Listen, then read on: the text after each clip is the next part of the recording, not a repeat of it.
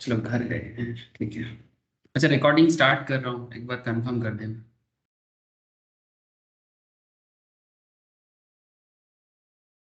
हो गया ना sir? Subir, Shubhajit? Yes sir, आ गया है सर। ओके ओके सर, चलो ठीक है। चलो मैं स्क्रीन शेयर करता हूँ। अच्छा, स्क्रीन शेयर करने से पहले एक बार याद दिला दूँ सर आप लोगों को। ठीक, जहाँ से मैंने लास्ट वीक छोड़ा था मैं वहीं से स्टार्ट करूंगा। लास्ट वीक मैंने आप लोगों को ना सर इकोनॉमिक्स का एक A to Z कॉन्सेप्ट के ऊपर बात कर रहा था, है ना। इकोनॉमिक्स में A to Z मतलब इन माइक्रो इकोनॉमिक्स एक A to Z holistic concept, मतलब इसमें मैं इसको थोड़ा सा स्पीड अप वे में कर रहा हूँ। मतलब बहुत स्लो भी नहीं जा रहा हूँ, जो जैसे कि हर टॉपिक में काफी थोड़ा सा मैं डीप टाइप करता हूँ। यहाँ पर मैं हर एक टॉपिक में डीप नहीं जा रहा हूँ सर, बट इतना कोशिश कर रहा हूँ कि आपको इकोनॉमिक्स के बारे में मैक्सिमम चीजें कवर करूं और थोड़ा शॉर्टकट वे में आपके साथ में बात करूं। अगर जैसे देखो, ये जो टॉपिक अभी मैं करा रहा हूँ A to Z कॉन्सेप्ट के ऊपर बेस करके, जैसे ये A to Z एक बार कंप्लीट हो जाएगा उसके बाद मैं फिर डीप डाइव करूंगा सर। मतलब अभी उसके बाद हर एक टॉपिक में मैं डीप वे में बात करूंगा, ठीक है, जैसे नॉर्मली इकोनॉमिक्स में होना भी चाहिए। बट ये A to Z कॉन्सेप्ट भी कुछ कम नहीं है, मतलब यहाँ पर भी बोलते बोलते काफी सारा बात हो जाता है। कई बार मुझे लगता है कि थोड़ा ज़्यादा स्पीड हो रहा है।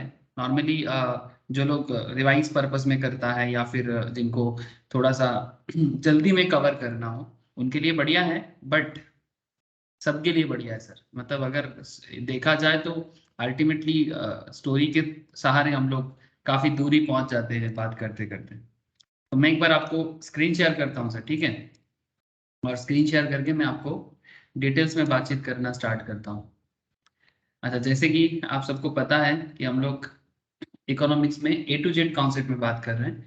मतलब ईच एंड एवरी टॉपिक, जैसे इकोनॉमिक्स में नॉर्मली क्या क्या टॉपिक पढ़ना होता है सर। हाँ सर, नॉर्मली ये सब टॉपिक नॉर्मली इकोनॉमिक्स में हमें पढ़ना पड़ता है। फाउंडेशन लेवल में हमें एक्चुअली ये सब जानना पड़ता है sir.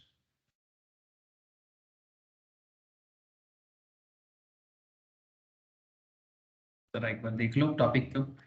This is there is demand and supply concept. ऐसे तो मैं अभी डिमांड सप्लाई कॉन्सेप्ट में ही बात कर रहा हूँ।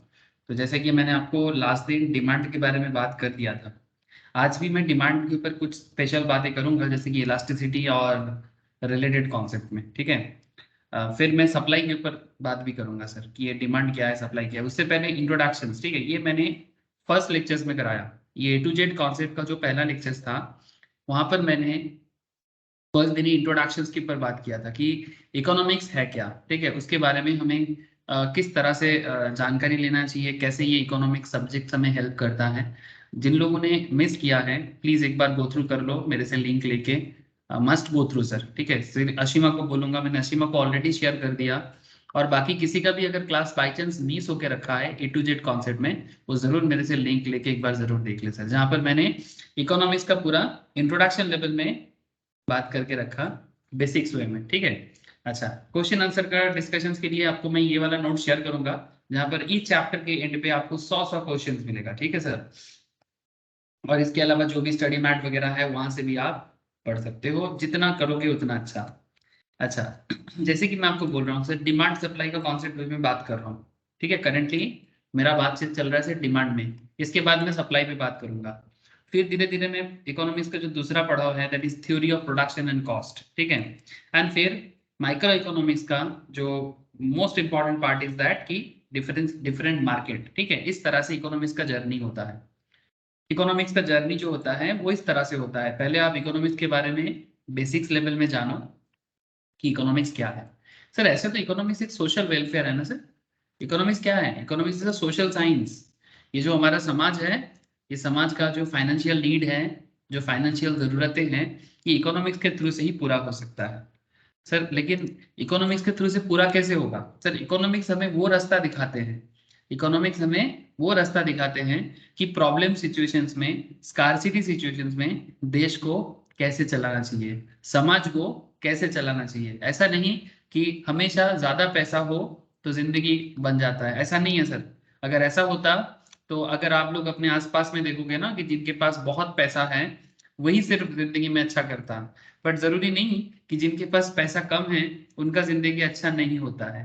हाँ सर, वो भी अपने लाइफ को बेहतर बना सकता है।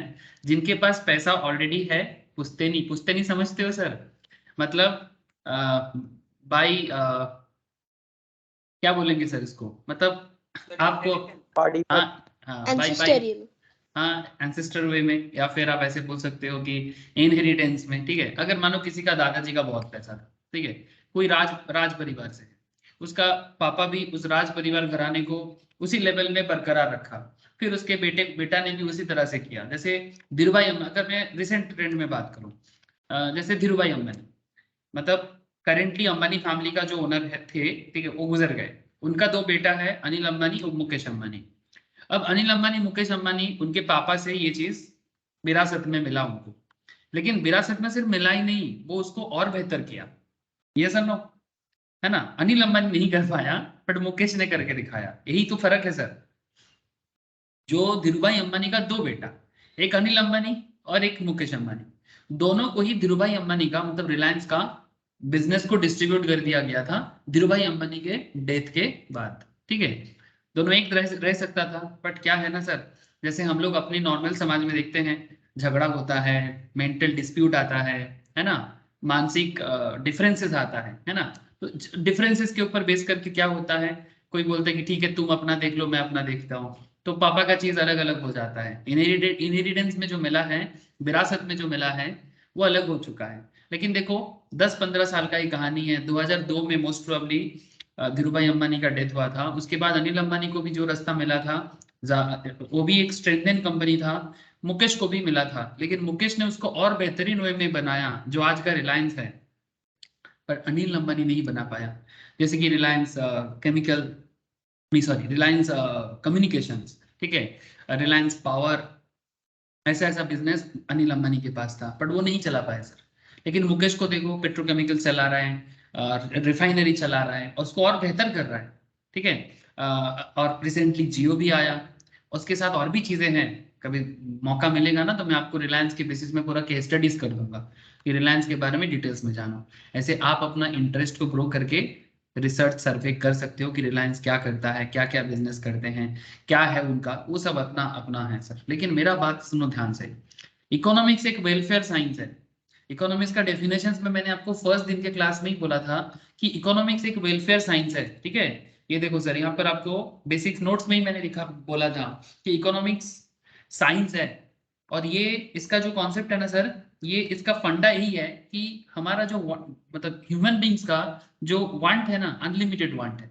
मतलब जितना भी दे दो कम पड़ जाता है, जितना ज्यादा दे दो फिर भी उसको लगता है कि भाई हमारे पास कमती है। ये नेचर है, ये ह्यूमन नेचर है। पहले एक समय था कि आपके पास मोबाइल फोन नहीं होता था, ठीक है, मोबाइल फोन मिल गया, दोस्तों से बात करने का, मैसेज करने का मौका मिल गया। फिर देखो नॉर्मल मोबाइल फोन से नहीं, थोड़ा सा हमें कीपैड वाला फोन चाहिए, फिर कीपैड वाला फोन नहीं, हमें तो डिजिटल फोन चाहिए जिसमें हम वीडियो देख सकते हैं, गाना सुन सकते हैं। उसके बाद आया नहीं, हमें स्मार्टफोन चाहिए, फिर स्मार्टफोन भी नहीं, अभी तो हमें आईफोन चाहिए। अब उसके बाद और भी कोई फोन आएगा, हाँ, आईफोन के बाद जेड फोन, वाई फोन, कुछ भी आ सकता है, वी डोंट नो, बट आएगा, जरूर आएगा, कुछ ना कुछ तो आएगा। सवाल ये उठता है कि जैसे ह्यूमन वांट्स अनलिमिटेड है, ठीक है, ऐसा ही अनलिमिटेड वांट तो है, बट क्या है ना, रिसोर्स की कमती भी है। रिसोर्स मतलब संपद का, मतलब ऐसा नहीं कि आप जो मर्जी वो कर सके, ठीक है, आपके पास एकदम भरा हो, ऐसा नहीं है। ना तो आपके लिए है, ना तो किसी और के लिए है, अंबानी के लिए भी नहीं है। अंबानी को भी उसका बेटा जब पूछता है ना कि पापा चलो ना एक प्राइवेट जेट खरीदते हैं, ठीक है, प्राइवेट जेट का भी दाम होता है सर 300 400 500 करोड़ का दाम हो जाएगा, ठीक है। तो अंबानी का बेटा अगर उसको बोलता है, अंबानी को, कि पापा चलो ना एक जेट खरीदते हैं, प्राइवेट जेट, तो फिर अंबानी बोलेगा रुक बेटा, अभी एक बिजनेस लॉन्च हुआ है जिसमें ऑलरेडी 1000 करोड़ जा चुका है, ठीक है, इन्वेस्ट हो चुका है, अब यहाँ से प्रॉफिट करेंगे तो देंगे। तो ऐसा नहीं कि अंबानी के पास, उसका उसका नीड अलग है, हमारा नीड अलग है। हमें प्राइवेट जेट नहीं, चलो प्राइवेट कार चाहिए हमें। बात को समझिए सर, चाहे आप एक पुअर पीपल हो, चाहे आप एक मिडिल क्लास हो, चाहे आप एक लोअर मिडिल क्लास हो, चाहे आप एक हायर मिडिल क्लास हो, चाहे आप एक रिच हो, अल्ट्रा नेट क्या बोलते हैं उसको, HNI बोलते हैं, high net worth individuals, high net worth individuals, HNI कहते हैं। चाहे आप किसी भी तरह का इंसान हो, फर्क नहीं पड़ता, इकोनॉमिक्स सबका है। इकोनॉमिक्स सबका है। अब सबका क्यों है? क्योंकि इकोनॉमिक्स हमें ये सिखाते हैं कि वेरी फ्यू रिसोर्सेस में हम कैसे अपने आप को और बेहतरीन बना सकते हैं। ये सब्जेक्ट में दम है सर, ये सब्जेक्ट में बहुत दम है। इसको अगर साधारण भाषा में अगर आप अपने समाज में, अपने परिवार में, अपने आसपास के लोगों के अंदर इसको समझा सकते हो ना कि ये हमें कैसे हेल्प करेगा, इसके लिए आपको पहले इकोनॉमिक्स सीखना पड़ेगा सर। जैसे हम लोग क्लास करेंगे, आई होप कि आप लोग इंटरेस्ट के साथ इसको और भी अच्छे से समझेंगे। Not just for exam, exam तो पास हो ही जाओगे सर, उसमें क्या बड़ी बात है। हाँ, बड़ा बड़ा अप्रोच लो जिंदगी में। अप्रोच बड़ा होगा ना तो छोटा छोटा अप्रोच भी ना उसके अंदर समा जाएगा। एग्जाम का नहीं है तो बहुत छोटा सा बात है। आप बड़ा सोचो, देखना छोटा छोटा चीज कितना आसानी से आप कवर कर सकते हो। सर जरूरी नहीं बस एग्जाम पास कर जाए काफी है। देखो सर, अगर आप कभी रविन्द्रनाथ टैगोर का वो ये सुने हो क्या, पढ़े हो क्या? बहुत ही फेमस उसमें सॉन्ग भी बना हुआ है और उसमें बहुत सुंदर सा कविता भी है, ये पोएम भी है, मतलब पोइट्री भी है और एज वेल एज इसके ऊपर सॉन्ग भी है। तो इसका नाम है sir where the mind is without fear. I hope आप लोगों ने पढ़ा होगा, अगर नहीं पढ़ा है जरूर आगे पढ़िएगा। ठीक है, कहता है कि sir where the mind is without fear, where the head is held high. समझते हो? मतलब इसको बंगाली में उन्होंने पहले लिखा था, बाद में इंग्लिश में उसको कन्वर्ट किया था। ठीक है, बंगाली में बहुत सुंदर लगता है सर। कहता है कि चित्तो जेथा भय शून्य उच्चो जेथा सिर, मतलब जहां पर मेरा हार्ट जो है ना, मेरा दिल जो है वो जहां पर डरहीन होगा, ठीक है, और मेरा सर जहां पर झुकेगा नहीं। Where the mind is not protected in narrow domestic worlds में भी थोड़ा सा सेंटेंस इधर उधर हो सकता है बिकॉज मेरे को इतना याद नहीं रहता हमेशा। But concept is like that, जहां पर हृदय मतलब हमारा सोच जहां पर नैरो, नैरो मतलब समझते हो, संकीर्ण बोलते हैं इसको हम लोग बंगाली में या हिंदी में भी बोलते हैं। मतलब छोटा मन में काम नहीं करना चाहिए, बड़ा सोच रखना पड़ता है। Where the mind is not protected in narrow domestic worlds, ठीक है, इस तरह से बोलते हैं। ठीक है, मतलब बात को समझे कि हमें ना डरहीन होके सोचना चाहिए, डरहीन होके पढ़ाई भी करना चाहिए और बहुत बड़ा सोच रखना चाहिए। अगर बड़ा सोच रखेंगे ना ऑटोमेटिकली छोटा छोटा बात बड़ा छोटा छोटा हो जाता है। चलो आगे बढ़ते हैं, इकोनॉमिक्स में ख्याल बनाते हैं। हाँ, ये सब कहानी तो लिटरेचर क्लास में अच्छा लगता है, बट बात ऐसा नहीं है। मैं आपको लिटरेचर तो नहीं पढ़ा रहा हूँ, इकोनॉमिक्स पढ़ाने का कोशिश कर रहा हूँ सर। बात को आगे देखे सर, ये मैं आपको पहले दिन के क्लास में ही समझाया था कि फंडामेंटल फैक्ट्स क्या है इकोनॉमिक्स पढ़ने का। Human beings have unlimited wants, the means to satisfy this unlimited wants. हमारा जो अनलिमिटेड वांट्स है इसको हमें पूरा करना है। रिलेटिवली स्कार्स, किससे? Relatively scarce from of subject. ठीक है, मतलब स्कार्सिटी का क्या मतलब होता है सर? अभाव। बात को समझे, ये स्कार्सिटी वर्ड इकोनॉमिक्स में बहुत इंपॉर्टेंट है। स्कार्सिटी, अभाव ऑलवेज है सर, ऑलवेज। अब देखो ना, फिर से कोरोना आ रहा है, आप लोगों को खबर मिला? हाँ सर, कोविड का खबर मिला, अपडेट मिला आप लोगों को? चाइना में क्या हुआ है? किसी को खबर नहीं मिला अभी तक? हेलो, अरे मिला है कि नहीं मिला? किसी का आवाज नहीं आ रहा है, बोलो हाँ या ना। हाँ, मेरा साउंड नहीं आ रहा है क्या? जानिस ना, चाइना में फिर से कोविड बढ़ गया सर, इतना बढ़ गया कि हॉस्पिटल में जगह नहीं हो रहा है, क्रिमेटोरियम में, मतलब इतना ज्यादा डेथ बढ़ रहा है। अब इंडियन गवर्नमेंट का आज मीटिंग था मिनिस्ट्री के साथ, मतलब फिर से चिंता बढ़ रहा है। डरने वाला बात नहीं है, मैं आपको बस एक अपडेट इसलिए देना, देखो कोविड एरा में हम लोग अभी चल रहे हैं। ठीक है, ऐसा नहीं कि कोविड खत्म हो गया। सो बी केयरफुल सर, मैं सच में बोल रहा हूँ, बी केयरफुल। डर फैलाने के लिए नहीं बोल रहा हूँ, गवर्नमेंट की तरफ से अभी भी कुछ बोला नहीं भारत में क्योंकि लोग डर जाते हैं, तो डरना नहीं है। लेकिन चाइना में फिर से प्रॉब्लम, अलार्म मतलब क्रिएट हुआ है, क्या अलार्म बज गया है सर कि फिर से क्या कोरोना का कुछ वेव आ रहा है क्या, I don't know, but China में स्टार्ट हुआ है। अब बात ये है सर, जब ये कोरोना हुआ था, मैं आपको कोरोना के बारे में इसलिए नहीं बोल रहा हूँ कि किसी को मन में डर फिर से पैदा करना हो, मैं इसलिए बोल रहा हूँ कि कोरोना पीरियड में हम सभी ने देखा कि किस तरह से हर एक फैमिली ने प्रॉब्लम फेस किया है। प्रॉब्लम मतलब फाइनेंशियल प्रॉब्लम, लेकिन फिर भी हम लोगों ने उसके साथ लड़ाई लड़ा। हाँ, प्रॉब्लम जरूर आया होगा किसी ना किसी फैमिली में, बट फिर भी हम लोग प्रॉब्लम के साथ लड़ाई लड़ा और अपने आप को सरवाइव किया। That is scarcity sir. Scarcity मतलब अभाव में आप कैसे अपने आप को बेहतर बना सकते हो। ऐसा नहीं कि अभाव है तो सब छोड़ दो, हाँ, सब छोड़ छाड़ के अपने आप को सरेंडर कर दो, भाई जो होगा पता नहीं क्या होगा, नेगेटिव हो जाओ। It's not like that. ठीक है, खाना छोड़ दो, ऐसा नहीं है। अभाव तो रहेगा, बट अभाव में, स्कार्सिटी में आप कैसे बिहेव करते हो, आप किस तरह का पॉजिटिव एटीट्यूड के साथ फिर से संपत्ति बना सकते हो, फिर से वेल्थ क्रिएट कर सकते हो। और इसके ऊपर मैंने आपको ये बताया था ना, ये किताब के बारे में, हाँ, wealth of Nations, Adam Smith sir ने लिखा था 1776 में। मतलब मॉडर्न डे इकोनॉमिक्स में एडम स्मिथ सर का ये किताब बड़ा ही मतलब आई ओपनिंग किताब है सर, ठीक है, बहुत ही आई ओपनिंग किताब है। मतलब ये बताया था दुनिया को भाई वेल्थ क्रिएट किया जा सकता है, ठीक है। और वेल्थ क्रिएट कहाँ से होता है, नेचर से होता है। इसके बारे में मैंने ऑलरेडी इंट्रोडक्शन लेवल में बात कर चुका, तो फिर से क्यों बोल रहे हैं सर? सर ऐसे ही थोड़ा सा कनेक्टिविटी जोड़ने के लिए, जो मैं बोल चुका हूँ उस पर ज्यादा बात करने में समय भी जाता है, बट फिर भी थोड़ा सा कनेक्ट करना जरूरी मुझे लगा कि शायद आप लोग कनेक्टिविटी तोड़ना नहीं चाहिए। तो चलो सर आगे बढ़ते हैं, ठीक है, जहां से मैं छोड़ा था।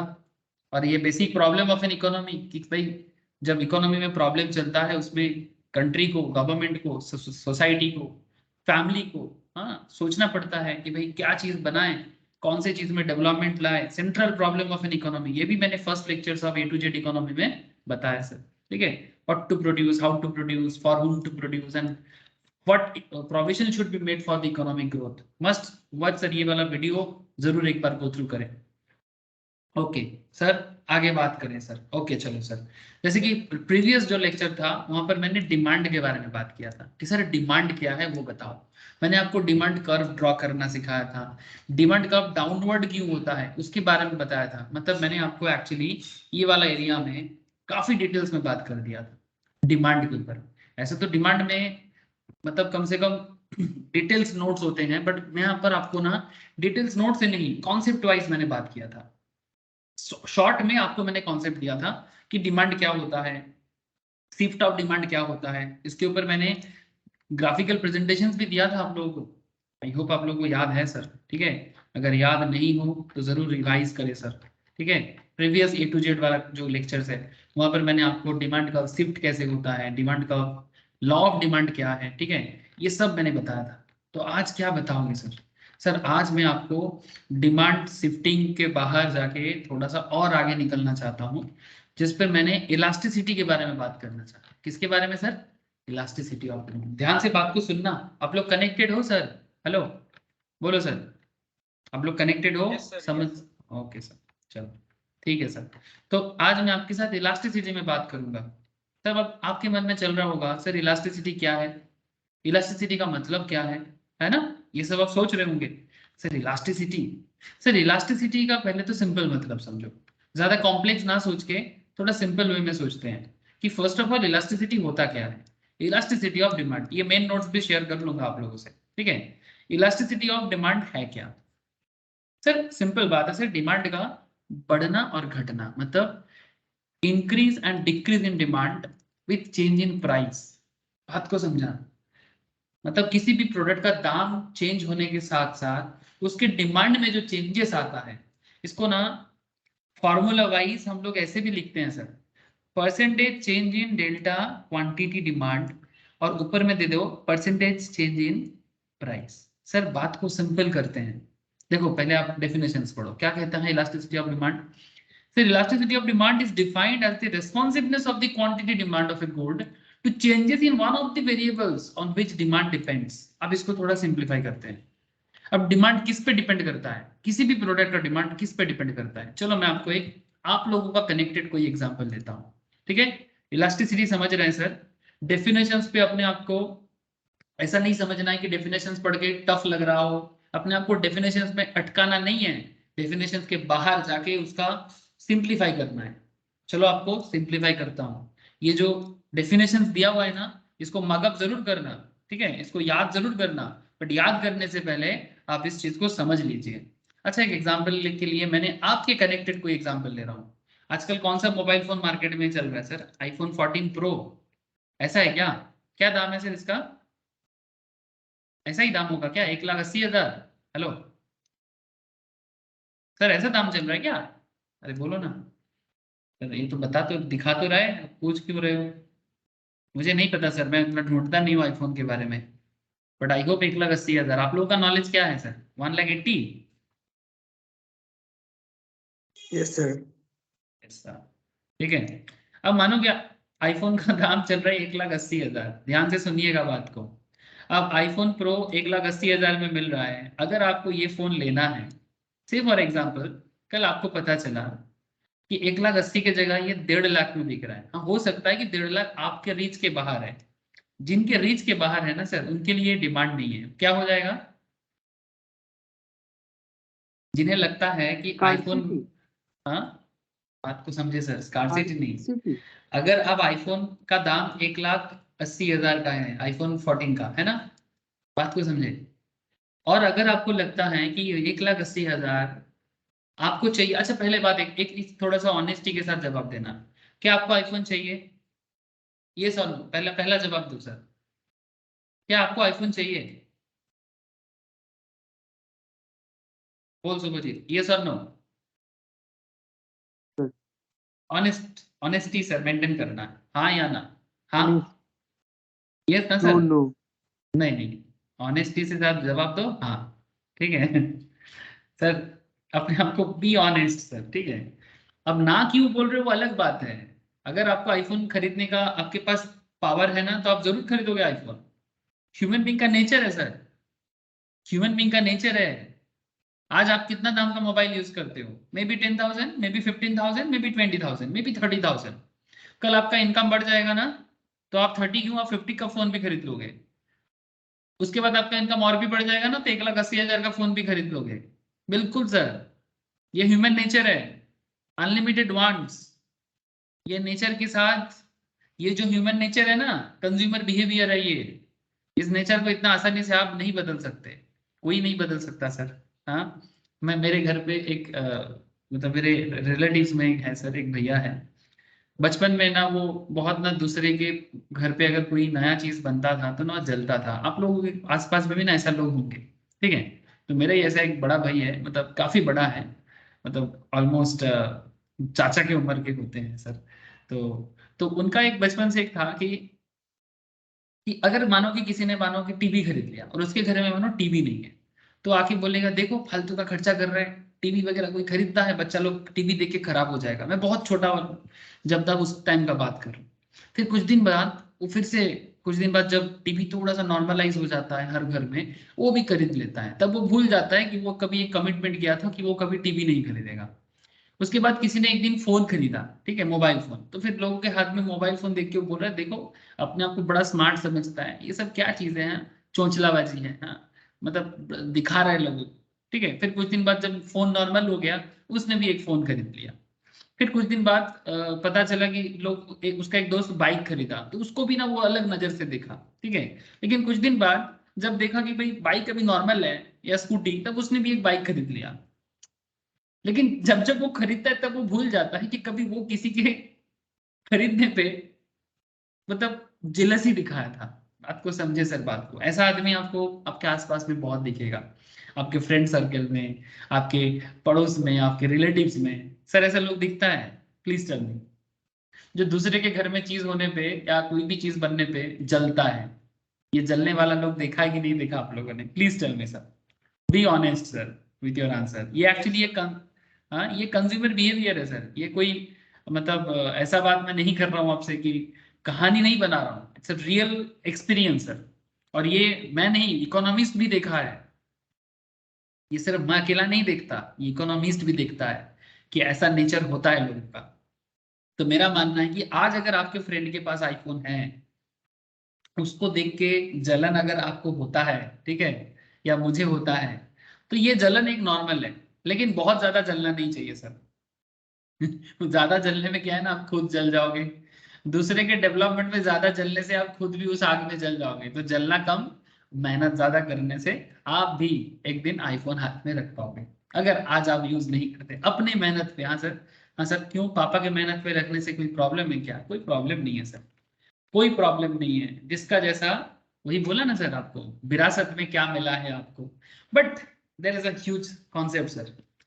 अगर कल आपको पता चलता है कि सर आईफोन 1,80,000 का है, अब जिसका ये शौक है कि भाई मुझे एक आईफोन लेना है, लेकिन पॉकेट में दम नहीं है, ध्यान से बात को समझना, आपका इच्छा है पर पॉकेट में दम नहीं है, तब हम इसे डिमांड नहीं, इसे हम वांट कहेंगे, वांट और डिजायर।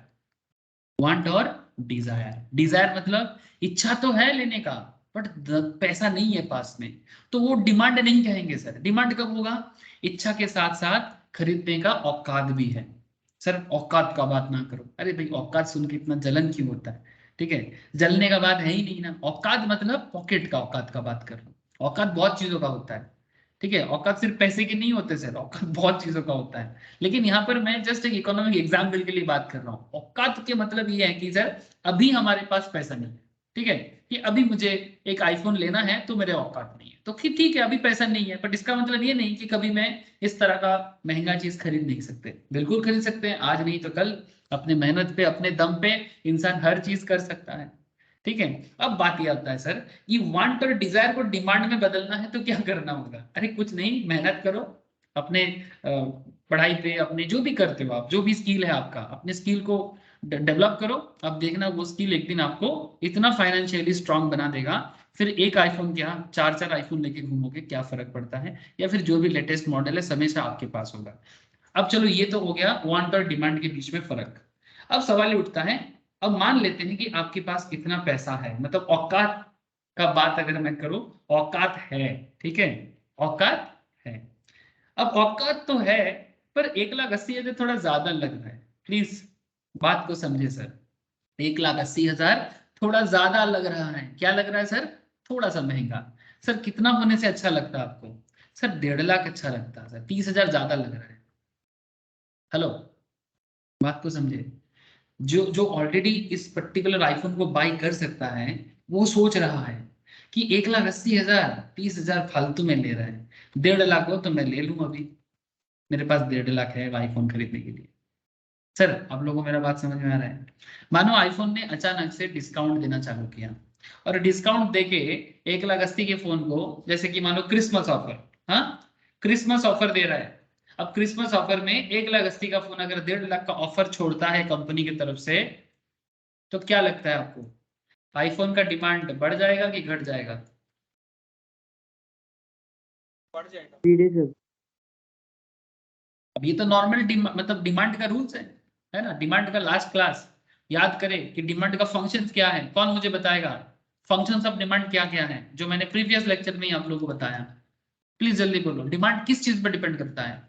किसी भी प्रोडक्ट का डिमांड किस चीज पर डिपेंड करता है? इसको मैथमेटिकली ऐसे रिप्रेजेंट किया जाता है सर, हाँ बोलो,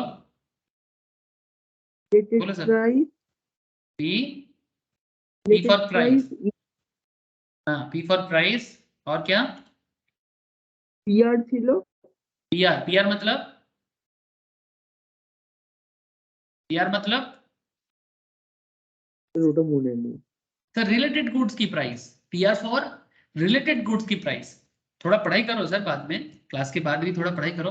PR for related goods price मतलब आप जैसे प्रोडक्ट खरीद रहे हो ऐसा दूसरा प्रोडक्ट, उसका क्या दाम है मार्केट में, ठीक है, जिसे हम लोग सब्सटीट्यूट या फिर कॉम्प्लीमेंट्री चीज भी बोल सकते हैं। रिलेटेड गुड्स भी दो तरह का होता है, मैं बात करूंगा रिलेटेड और सप्लीमेंट्री में, ठीक है। रिलेटेड में दो तरह का गुड्स होता है, कॉम्प्लीमेंट्री एक सप्लीमेंट्री।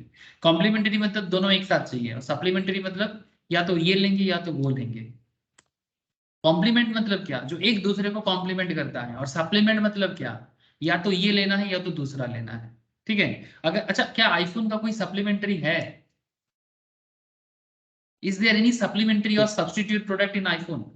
मतलब क्या आईफोन के जगह कोई दूसरा फोन है जिसको हम लोग आईफोन के सब्स्टिट्यूट कर सकते हैं? हाँ सर, नो सर। तो आईफोन एक तरह का मोनोपोली अचीव करता है। लेकिन बाकी फोन में है ना सर, जैसे मानो रियलमी, सैमसंग, हाँ क्या बोलेंगे, OnePlus, Redmi, Oppo, Vivo, ये सब में सप्लीमेंट्री होगा कि नहीं होगा? Please tell me. হবে স্যার है ना? तो कुछ प्रोडक्ट है जिसमें सप्लीमेंट्री मिलेगा आपको, but there may be some products, there may be some goods, ऐसा भी प्रोडक्ट गुड्स आपको देखने को मिलेगा जिसका कोई सप्लीमेंट्री नहीं है। मतलब आईफोन के साथ किसको सब्स्टिट्यूट करोगे? नहीं है सर। कोशिश कर रहा है, सैमसंग कोशिश करता है, बट कुछ कुछ प्रोडक्ट है जो अच्छा है, but not exactly like iPhone. One plus भी थोड़ा ट्राई करता है, इसका भी रेंज थोड़ा मीडियम कैटेगरी में है, बट नॉट लाइक आईफोन, ठीक है। सो फिर भी अब ये सब्स्टिट्यूट भी हो सकता है, मतलब किसी भी प्रोडक्ट का डिमांड उसके दाम पे, रिलेटेड गुड्स के दाम पे, इनकम पे, मतलब आपके इनकम पे, आपके पसंद पे, ठीक है। P, P, R, Y, T for taste, Y for income, Y income को Y से डिनोट करते हैं। डोंट वरी, ये सारा चीज आपको नोट्स के अंदर मिल जाएगा। सो इसको लेके चिंता नहीं करना है, कुछ भी नहीं लिखना है अभी, जस्ट समझना है, ठीक है। समझना है सर, बात को लिखने का जरूरत नहीं है। नोट्स में जब आपको बाद में देंगे, आप नोट्स को बस पढ़ लीजिएगा एक बार, पढ़ के अपना नोट्स खुद प्रैक्टिस कीजिएगा लिख के, तो नोट्स खुद ही बन जाएगा, लेकिन अंडरस्टैंडिंग बेहतर होना चाहिए। तो P, P, R, Y, T, E and O, ये मैंने लास्ट दिन भी समझाया था कि किसी प्रोडक्ट का डिमांड उसके दाम पे, रिलेटेड गुड्स के दाम पे, आपके इनकम पे, पसंद पे, T for taste, E for future expectation of price and O for other factors. ये सब चीजें पे किसी चीज का डिमांड डिपेंड करता है। तो डिमांड क्या है भाई? Functions of this things. अब now point to be noted, मैं आपको इलास्टिसिटी समझा रहा हूं सर, तो सर इलास्टिसिटी समझा रहे हो तो इतना सारा बात क्यों कर रहे हो सर? देखो ना, अभी इलास्टिसिटी ऑफ डिमांड जिंदगी भर के लिए याद रह जाएगा कि इलास्टिसिटी ऑफ डिमांड है क्या। कभी बाद में मत पूछना सर, अगर आप अभी अच्छे से सुन रहे हो ना, मैं आपको बोल रहा हूँ सर, आज का क्लास क्यों, जिंदगी में किसी को भी पूछने का जरूरत नहीं होगा इलास्टिसिटी ऑफ डिमांड क्या है, ठीक है। सो रटना बाद में, समझना पहले, ठीक है। सो इलास्टिसिटी ऑफ डिमांड क्या है? जब किसी प्रोडक्ट का दाम में चेंजेस आता है, ठीक है। इलास्टिसिटी ऑफ डिमांड को ना और एक नाम से भी पुकारा जाता है, क्या पुकारा जाता है sir? Price elasticity of demand. Sir क्यों प्राइस इलास्टिसिटी स्पेसिफिकली क्यों? देयर आर और भी कुछ इलास्टिसिटी हैं, जैसे कि रिलेटेड गुड्स के ऊपर बेस करके भी है, cross elasticity, income elasticity, but वो सब बाद में समझना, पहले आप नॉर्मल इलास्टिसिटी को देख लो। नॉर्मल इलास्टिसिटी का दूसरा नाम है price elasticity, because because elasticity and price elasticity same ही है। क्यों? क्योंकि सबसे ज्यादा अगर मार्केट में डिमांड परिवर्तन होता है किसी भी चीज का, तो वो प्राइस के लिए होता है।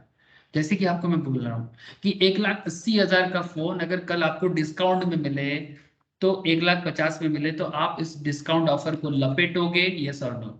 एक बात ध्यान से सुनना, ये बात मत करना कि सर मेरा तो आईफोन खरीदने का औकात नहीं हुआ। सर मैंने वो एग्जाम्पल पहले ही आपको बता दिया कि यहाँ पर हम लोगों ने ये मान के चल रहे हैं कि आईफोन खरीदने का औकात है, ठीक है। अगर औकात नहीं है तो फिर वो डिमांड नहीं, वांट या डिजायर कहलाता है। वांट और डिजायर और डिमांड में ये फर्क है कि डिमांड आपको औकात भी देता है और इच्छा भी देता है, ठीक है। मतलब खरीदने का आपको इच्छा भी है, और उसको खरीदने के लिए पैसा देने का भी आपके पॉकेट में दम है, जिसको मैं औकात के हिसाब से बता रहा हूँ, ठीक है। Don't take it in other ways. जैसे बहुत लोग बोलते हैं भाई औकात का बात मत करना, झगड़ा करता है, मैं वो वाला बात नहीं कर रहा हूँ सर, यहाँ पर एक जस्ट फॉर अंडरस्टैंडिंग, ठीक है, जस्ट फॉर द अंडरस्टैंडिंग। मेरा इच्छा भी है और मेरे पास पैसा भी है, मेरा इच्छा भी है और मेरे पास पैसा भी है, तो वो डिमांड है। सिर्फ इच्छा है तो वांट या डिजायर है, इच्छा है पर पैसा नहीं है तो वांट है, ठीक है। कभी लेंगे, अभी नहीं, ठीक है। कभी लेंगे बट अभी नहीं, मतलब वो वांट हुआ। अब बात है सर कि आपका औकात तो है, पैसा भी है, इच्छा भी है, लेना है, दाम थोड़ा कम होते तो अच्छा होता, अब डिस्काउंट के लिए वेट कर रहे हो। अब देखो सर, कुछ लोग ऐसा भी है हमारे समाज में जिनके पास इतना पैसा है कि वो ले ही लेता है, चाहे भले ही दाम कम हो ना हो। लेकिन हमारे समाज में ऐसे भी लोग हैं जो थोड़ा डिस्काउंट ऑफर के लिए ना, एकदम जैसे क्या बोलेंगे सर उसको, मतलब आंख फाड़ के बैठा रहता है कि कब डिस्काउंट लगेगा। हाँ, जैसे अभी देखो ना, कुछ दिन पहले तक ये विंटर सेल चल रहा था, अभी भी शायद चल रहा है किसी किसी जगह में। जैसे से फॉर एग्जांपल, अगर मैं फ्लिपकार्ट में एक बार विजिट करके आपको दिखाऊं तो आपको समझ में आएगा अच्छे से, ठीक है। ये देखो मैं फ्लिपकार्ट में विजिट कर रहा हूँ, ये देखो बिग सेविंग डे 16 to 21 दिसंबर, आज लास्ट डेट है सर। ये देखो ये क्या फोन है, वीवो का, क्या बता रहा है सर, देखो 19,000 का फोन है, 14,000 में दे रहा है। वाह, लपेट लो सर। सर ये कंपनी बता रहा है, मैं नहीं बता रहा, कंपनी के हिसाब से Vivo T1 44W midnight Galaxy 128 GB 20,000 का बता रहा है। आई डोंट नो कि सच में इसका दाम 20,000 है कि नहीं, बट बता रहे तो मान रहे हैं, लेकिन आपको 15,000 में मिल जाएगा। अब क्या लगता है, जिनको फोन लेना है अभी, पैसा भी है उनके पास, अब इसका डिमांड बढ़ेगा कि घटेगा? Please tell me. पार्ट पे। मतलब कुछ लोग जो सोच रहा था कि 15,000 के अंदर मोबाइल फोन चाहिए, वो जैसे ही यहाँ पर आएगा और 15,000 कैटेगरी में फोन को डालेगा तो उसमें Vivo T1 आएगा, हाँ सर, या जो भी फोन इस कैटेगरी में आता है वो आपको यहाँ पर दिखेगा जो डिस्काउंट के साथ आपके पास अवेलेबल है। आपको पता है सर ये जो कॉन्सेप्ट है ना, इसको गूगल कैसे मार्केटिंग में अप्लाई करता है, देखो आप सबको पता है, इवन हम लोग ना ये नेचुरली सर्च करते हैं, ठीक है। जैसे एग्जाम्पल देता हूँ, देखो सर मोबाइल, मैं जस्ट लिखूंगा अंडर, ये देखो कीवर्ड देखो sir, just look at the keywords. जैसे मैंने रिसेंटली एक पापा के लिए फोन खरीद रहा था तो 10,000 बोल के सर्च किया था, ठीक है। So mobile under 10,000, mobile under 15,000, mobile under 20,000, mobile under 5,000 Flipkart, mobile under 8,000, ये सब कीवर्ड्स है, ये सब डिजिटल मार्केटिंग कॉन्सेप्ट है। अभी काफी सारे लोग ये एल्गोरिदम वे में ये फिट है, ठीक है। अब बस सर्च करो, देखो जैसे मैंने इसको सर्च किया ना, अब जो जो कंपनी ये पर्टिकुलर कीवर्ड्स अपने वेबसाइट में कहीं ना कहीं लिखा है, अब ये देखो दिखेगा। जैसे अमेजन का एड चल रहा है, ठीक है, फ्लिपकार्ट देखो उसके बाद है 91 मोबाइल बोल के कंपनी है जो मोबाइल को कंपेयर करता है, ठीक है, ध्यान से देखना। बेस्ट मोबाइल बोल के कोई gadget360.com बोल के हैं वो भी, ठीक है, 15,000 बोल के देखो एक कीवर्ड्स बना के रखा है। सर डिजिटल मार्केटिंग नहीं सिखा रहा हूं मैं आपको, डिजिटल मार्केटिंग कॉन्सेप्ट कैसे बनता है उसके पीछे का इकोनॉमिक्स बता रहा हूं। हेलो, आप समझ रहे हो कि नहीं समझ रहे हो? डिजिटल मार्केटिंग नहीं सिखाना है मुझे अभी, मैं आपको डिजिटल मार्केटिंग के पीछे का इकोनॉमिक्स बता रहा हूँ कि आप इकोनॉमिक्स को समझोगे तभी तो डिजिटल मार्केटिंग करोगे। कंपनी डिजिटल मार्केटिंग करने से पहले इकोनॉमिक्स को समझता है कि कस्टमर बिहेव क्या करेगा, डिमांड एनालिसिस कैसे होगा, डिमांड फोरकास्ट कैसे होगा। अब आप लोगों का एक टॉपिक आता है सर यहाँ पर, ये देखो ये भी एक टॉपिक है, ये देखो डिमांड फोरकास्टिंग देख रहे हो, मैं पढ़ाऊंगा अभी कुछ देर में ही आऊंगा। अब व्हाट इज डिमांड फोरकास्टिंग, यही तो है डिमांड फोरकास्टिंग। अगर कंपनी को पता है कि डिमांड फोरकास्ट कैसे करना है तभी तो वो सोचेगा कि भाई कस्टमर को क्या चाहिए। अब कस्टमर को जो चाहत होता है ना वो कंपनी अपने वेबसाइट में कीवर्ड के हिसाब से लगा के रखता है। अब फिर जैसे ही कस्टमर सर्च करता है यहाँ पर सामने कुछ मोबाइल के बारे में आ जाता है, कॉम्पेरेबल साइट्स भी आता है, जो कंपनी मोबाइल बेचता है वो भी आते हैं। अब आप उसके हिसाब से कंपनी के साइड में सर्च करोगे तो आपको 15,000 के बीच का मोबाइल फोन का लिस्ट नजर आएगा। फिर इसी में से आपको कोई भी एक फोन चूज करने का मन होगा और कंपनी का सेल होगा। ऐसे सिंपल ट्रिक्स। सो ये है इलास्टिसिटी ऑफ डिमांड। अब इलास्टिसिटी ऑफ डिमांड को कंपनी इस तरह से खेल खेलता है। अब आपको मैं इसका डेफिनेशन समझाता हूँ, ठीक है। मतलब प्राइस के थोड़े से बदलने में किसी भी प्रोडक्ट का डिमांड में जितना परिवर्तन आता है, ठीक है, ध्यान से बात को समझना, प्राइस के परिवर्तन के कारण, इसको हम लोग ऐसे डेफिनेशन वाइज ऐसे बोलते हैं, परसेंटेज चेंज इन प्राइस, ठीक है। दाम के परिवर्तन के कारण क्वांटिटी डिमांड में जितना परिवर्तन आता है, ठीक है, प्राइस के चेंज के कारण डिमांड में जितना परिवर्तन आता है उसे इलास्टिसिटी ऑफ डिमांड कहते हैं। ये तो बहुत सिंपल मतलब ये फॉर्मूला है, ठीक है। ऐसे लिखते हैं सर, ईडी और ईपी दोनों लिखा जाता है, प्राइस इलास्टिसिटी और इलास्टिसिटी ऑफ डिमांड, ठीक है। मतलब इसको दोनों को शॉर्ट में लिखा जाता है, इलास्टिसिटी ऑफ डिमांड को आप ईडी बोल के लिखो या ईपी बोल के लिखो फर्क नहीं पड़ता। फॉर्मूला ऐसा है, percentage delta price, delta equals to change sir, change क्या होता है, परिवर्तन को ग्रीक मैथ्स में, ग्रीक ये हम लोग ग्रीक यूज करते हैं ना, delta gamma theta mathematical use है सर, जो लोग साइंस बैकग्राउंड से हैं या फिर इवन अप टू क्लास 10 तक तो सभी कोई साइंस पढ़ते रहे बाबा। हाँ, डेल्टा का इस्तेमाल आप लोग पहले भी देखे होंगे, हाँ, डेल्टा गामा थीटा नाम तो जरूर सुने होंगे। तो डेल्टा क्या चीज रिप्रेजेंट करता है, ये ग्रीक मैथमेटिकल यूज है, ग्रीस में यूज होता था, आज पूरा भारत दुनिया में यूज होता है। जैसे जीरो, ये जीरो का यूज कहाँ हुआ था, एनीबॉडी? ये जो हम लोग मैथ में जो जीरो यूज करते हैं, ये जीरो का आविष्कार कौन किया था, जल्दी बोलो, मतलब कौन से कंट्री में हुआ था जीरो डिस्कवर भाई? हाँ sir, Bharat sir, Bharat, India, ठीक है। जैसे, ठीक है सर, ये जीरो ना होता ना पूरा दुनिया अर्थहीन होता, मतलब मीनिंगलेस वर्ल्ड हो जाता, इतना सारा चीज ही नहीं होता, जीरो के बिना सब कुछ अधूरा है। जीरो को आगे लगा दो तो मतलब बदल जाता है, जीरो को बाद में लगा दो मतलब बदल जाता है। हाँ, शून्य, शून्य समझते हो? हाँ, ऐसे कहा जाता है एज पर दी, ये वैदिक कॉन्सेप्ट से आया है सर, वैदिक कॉन्सेप्ट समझते हो? कभी अगर मौका मिले ना तो वैदिक मैथ जरूर सीखिए, ठीक है। ये सब आजकल बड़ा चाल हुआ है, सीखते हैं आजकल लोग, क्योंकि पता चल रहा है कि वैदिक मैथ में दम है। इतना दम है सर, अगर कभी हनुमान चालीसा आज से 600-700 साल पहले, 600 to 700 years ago, हाँ, मतलब तुलसीदास ने रामायण रामचरितमानस लिखा था बनारस के घाट में। अगर कभी हनुमान चालीसा का लाइन पढ़ोगे ना, ये जात पात धर्म के आधार पे बात नहीं कर रहा हूं मैं, ठीक है, just because to find the truth कि भाई दम कितना है शास्त्र में, ठीक है। उसमें एक लाइन है सर, युग सहस्त्र योजन पर भानु लील्योता है मधुर फल जानू। अब वो मधुर फल जानू को बात छोड़ो, युग सहस्त्र योजन पर भानु, भानु मतलब सूरज, जो पृथ्वी से सूरज का डिस्टेंस कितना है, युग सहस्त्र जो 12 लाख करोड़ किलोमीटर का कुछ मतलब होता है, ठीक है, संस्कृत में। तो जो उसको अगर आप आज के डेट में भी अगर आप मैथमेटिकली देखोगे ना, नासा आज से हार्डली 70-80 और 100 years बैक नासा ने जो बताया, और 700 साल पहले तुलसीदास ने रामायण में लिखा था, वो वैदिक मैथ से ही लेके लिखा है। तो सोचो कि कितना बड़ा मैथमेटिशियंस थे हमारे देश के लोग, आर्यभट्ट से लेके और भी कितना सारा नाम है सर, ठीक है। मतलब जैसे साउथ में बड़ा फेमस है रामानुजन, कभी कभी देखो सर, उनके ऊपर किताबें भी है, मूवीज भी हैं। तो ऐसा नहीं कि ग्रीक का नाम किया तो ग्रीक मैथ से यूज होता है। चलो सर आगे बढ़ते हैं।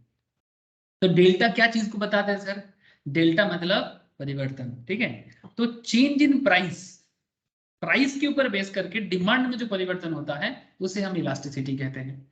अब देखो, इसको अगर आप डेफिनेशंस को अभी रटो थोड़ा सा, अब रटो, अब रटो, समझ गए ना, अब रटो, रटने में मना नहीं है, बट समझ के रटो। Elasticity of demand is defined as the responsiveness of the quantity demand of a good to change in one of the variables on which demand depends। तो डिमांड भाई तुम किस पे डिपेंड करते हो, डिमांड डिमांड कहते हैं कि भाई मैं तो प्राइस पे डिपेंड करता हूँ प्रोडक्ट के, रिलेटेड गुड्स के दाम पे, टेस्ट पे, है ना, कस्टमर के टेस्ट पे, फ्यूचर एक्सपेक्टेशंस के दाम पे, मतलब दाम भविष्य में कम होगा, अगर फ्यूचर में दाम कम होगा तो डिमांड फ्यूचर में बढ़ेगा, अगर अभी दाम कम होगा तो डिमांड अभी बढ़ेगा, उसे फ्यूचर एक्सपेक्टेशंस के बारे में कहा गया। एंड ओ कोई भी अदर फैक्टर हो सकता है। तो कोई भी फैक्टर के कारण जब डिमांड परिवर्तन होता है, चाहे वो प्राइस हो, रिलेटेड गुड्स का दाम हो, टेस्ट हो, फ्यूचर एक्सपेक्टेशन हो, या कोई अदर फैक्टर हो, जितना परसेंटेज इसके परिवर्तन के कारण डिमांड जितना प्रतिशत बदलेगा, ठीक है, उसे ही इलास्टिसिटी कहते हैं, इलास्टिसिटी ऑफ डिमांड कहते हैं। डिमांड का बढ़ना और घटना depending on these things, depending on these things, ठीक है। अब देखो प्राइस इलास्टिसिटी ऑफ डिमांड के बारे में बोला है। प्राइस मतलब नॉर्मल इलास्टिसिटी ऑफ डिमांड क्या कहा, कोई भी चीज बदले, कोई भी चीज कितना भी प्रतिशत बदले, चाहे दाम हो, रिलेटेड गुड्स का दाम हो, आपका टेस्ट का चेंजेस हो, फ्यूचर एक्सपेक्टेशंस हो, या अदर फैक्टर्स हो, लेकिन प्राइस इलास्टिसिटी सिर्फ और सिर्फ प्राइस पे बात करता है। जब ओनली प्राइस के चेंज के कारण डिमांड में परिवर्तन होता है उसे प्राइस इलास्टिसिटी कहते हैं।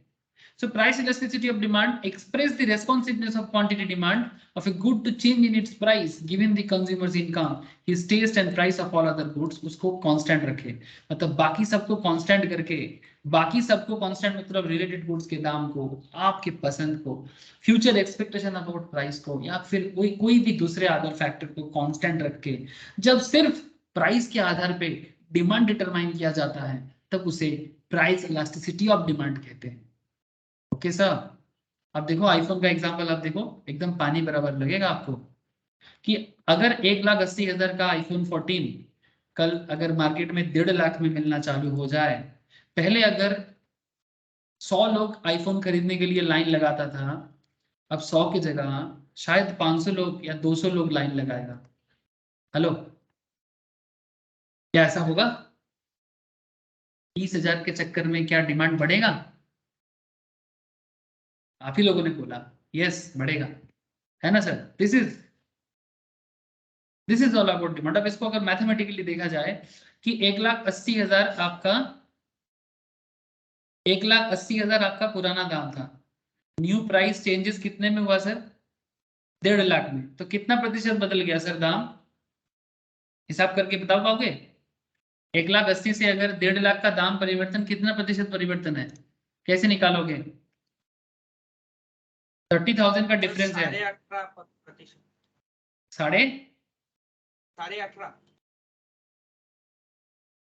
नहीं 16.5 16.5। चलो मैं एक काम करता हूँ, मैं इसको 17% मान लेता हूँ, ठीक है। 30,000 भाई 1,80,000 किया ना रे।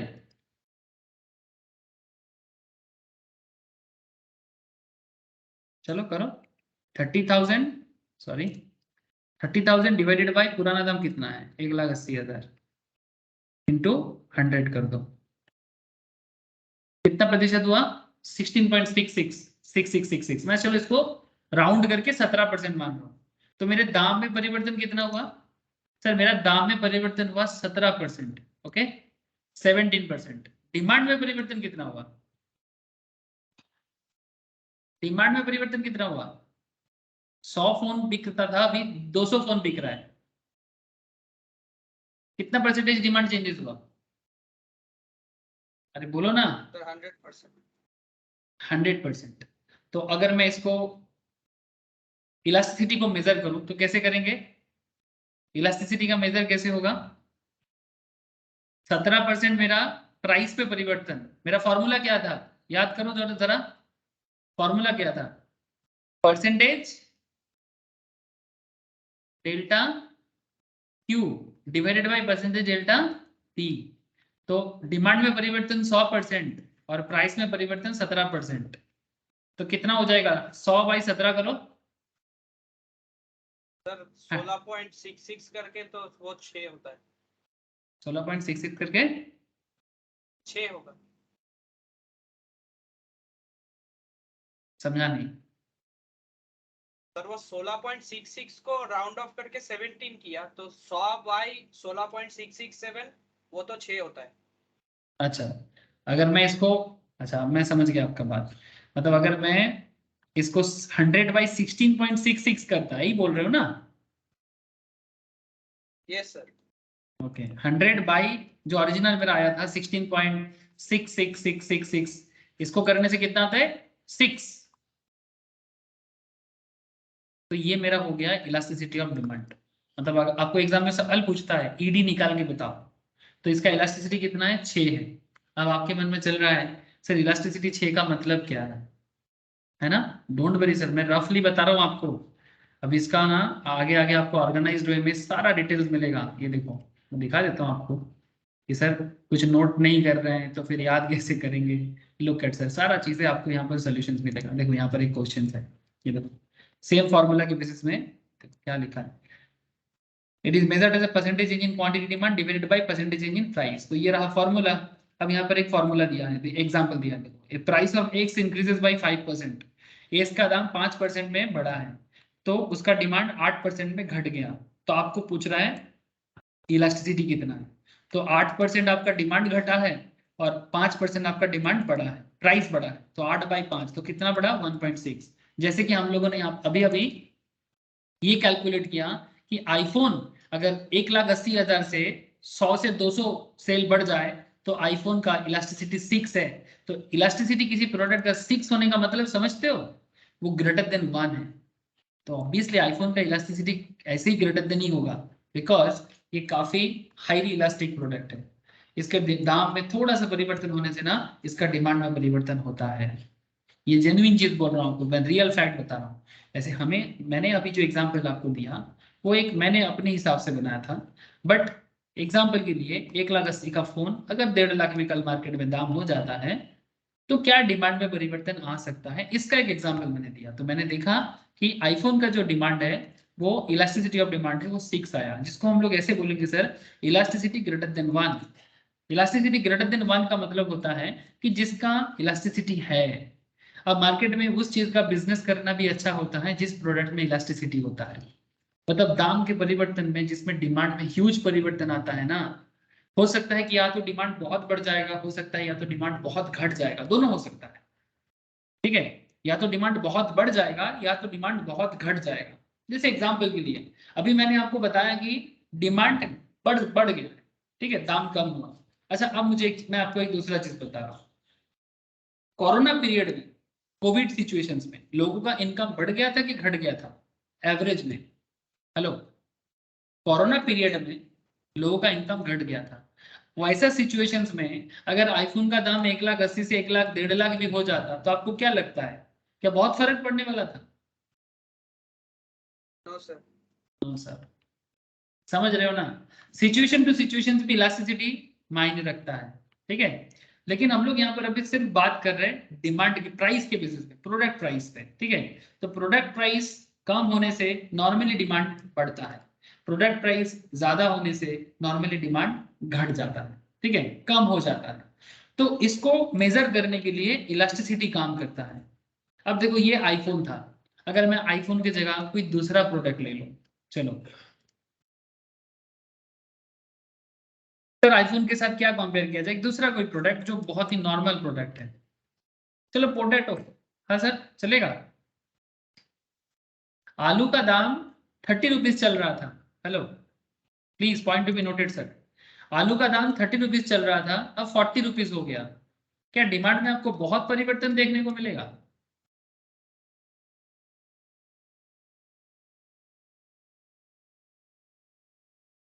प्लीज टेल मी, क्या ऐसा होगा कि दाम बढ़ गया तो बहुत सारे लोग आलू खाना छोड़ देगा?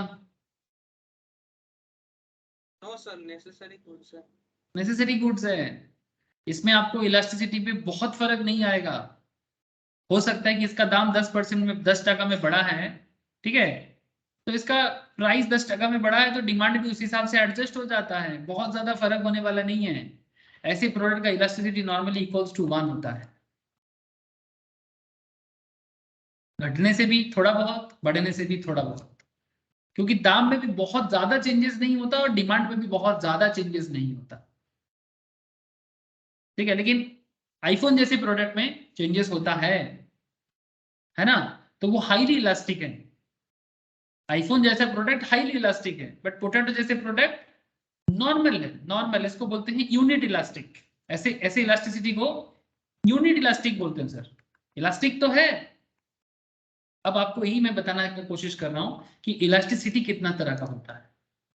ओके सर, हेलो, आपको बात समझ में आ रहा है? जो लोग स्टार्टिंग से सारा क्लास कर रहे हो, जैसे इससे पहले वाला 2 क्लास भी किए हैं, ऐसे ही उनको ज्यादा दिक्कत नहीं होगा। हो सकता है जो आज फर्स्ट क्लास कर रहे हैं उनको थोड़ा दिक्कत हो सकता है, बट ऐसे भी मैंने कोई आउट ऑफ वर्ल्ड बात नहीं कर रहा हूँ। इलास्टिसिटी का भी ना टाइप्स होता है सर, ठीक है, अलग अलग टाइप्स ऑफ इलास्टिसिटी नजर आता है, जैसे कि आप यहाँ पर देख सकते हो ग्राफ के थ्रू सर, देख पा रहे हो सर? कुछ प्रोडक्ट है जिसका इलास्टिसिटी बोल रहा है इक्वल्स टू 1। हेलो, दिखाई दे रहा है कि नहीं दिख रहा है?